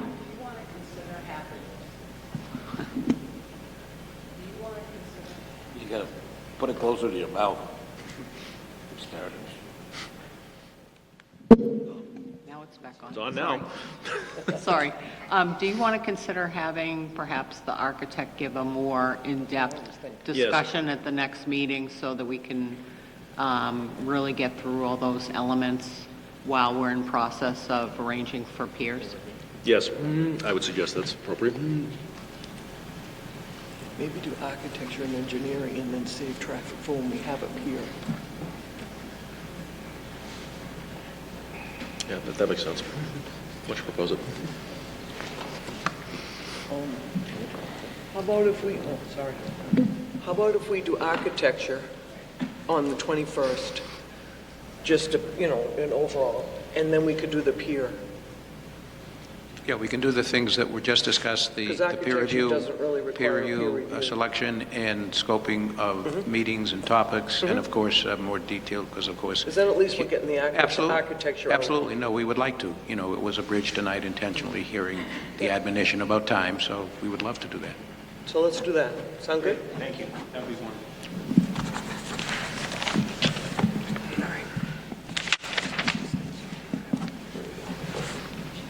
We have 4 things on our open meeting agenda. Voting minutes, are we tabling on the 2nd, I believe? So do you want to formally announce the next date and time and location? I'll make a motion. So the next hearing on this particular 40B will be here at the Lawrence School, starting at 6 p.m., December 21st. Great. Thank you very much. Thank you. Thank you. Mr. Chairman, you just want to make sure that you actually vote on that continuance? Yes. Is there a motion to continue the hearing to December 21st, 6 p.m. here at Lawrence School? So moved. Give that to Ms. Murphy. Is there a second on the motion? Mr. Peterson, any discussion on the motion? All those in favor, please say aye. Aye. Anyone opposed? That's a vote. Noreen, regarding our minutes, are we tabling any? Want to do it in a minute? Or do you want to?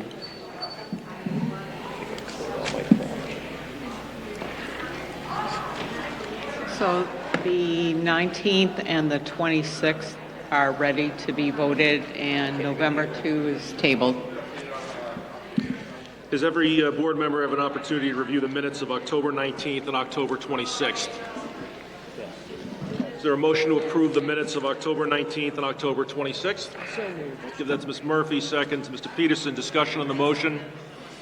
Seeing none, all those in favor, please say aye. Aye. Opposed? That's a vote. Tabling November 2nd. Anything on board discussion? Yeah. I had a very difficult time hearing here. People weren't close enough to the microphone, and I couldn't hear a lot of what you were saying, because you're not close enough to the microphones either. If you just make note the next meeting, then maybe I'm a little deaf, but... Mr. Finneran makes note to get close to the microphones for the next meeting. Board updates. Future agenda items. All right. Our next meeting will be December 7th, 2023, starting at 6 p.m. in the Selectmen's Meeting Room. Is there a motion to adjourn? Give that motion of Mr. Peterson, second. Ms. Murphy, any discussion? Seeing none, all those in favor, please say aye. Aye. Opposed? We are adjourned. See everyone on December 7th.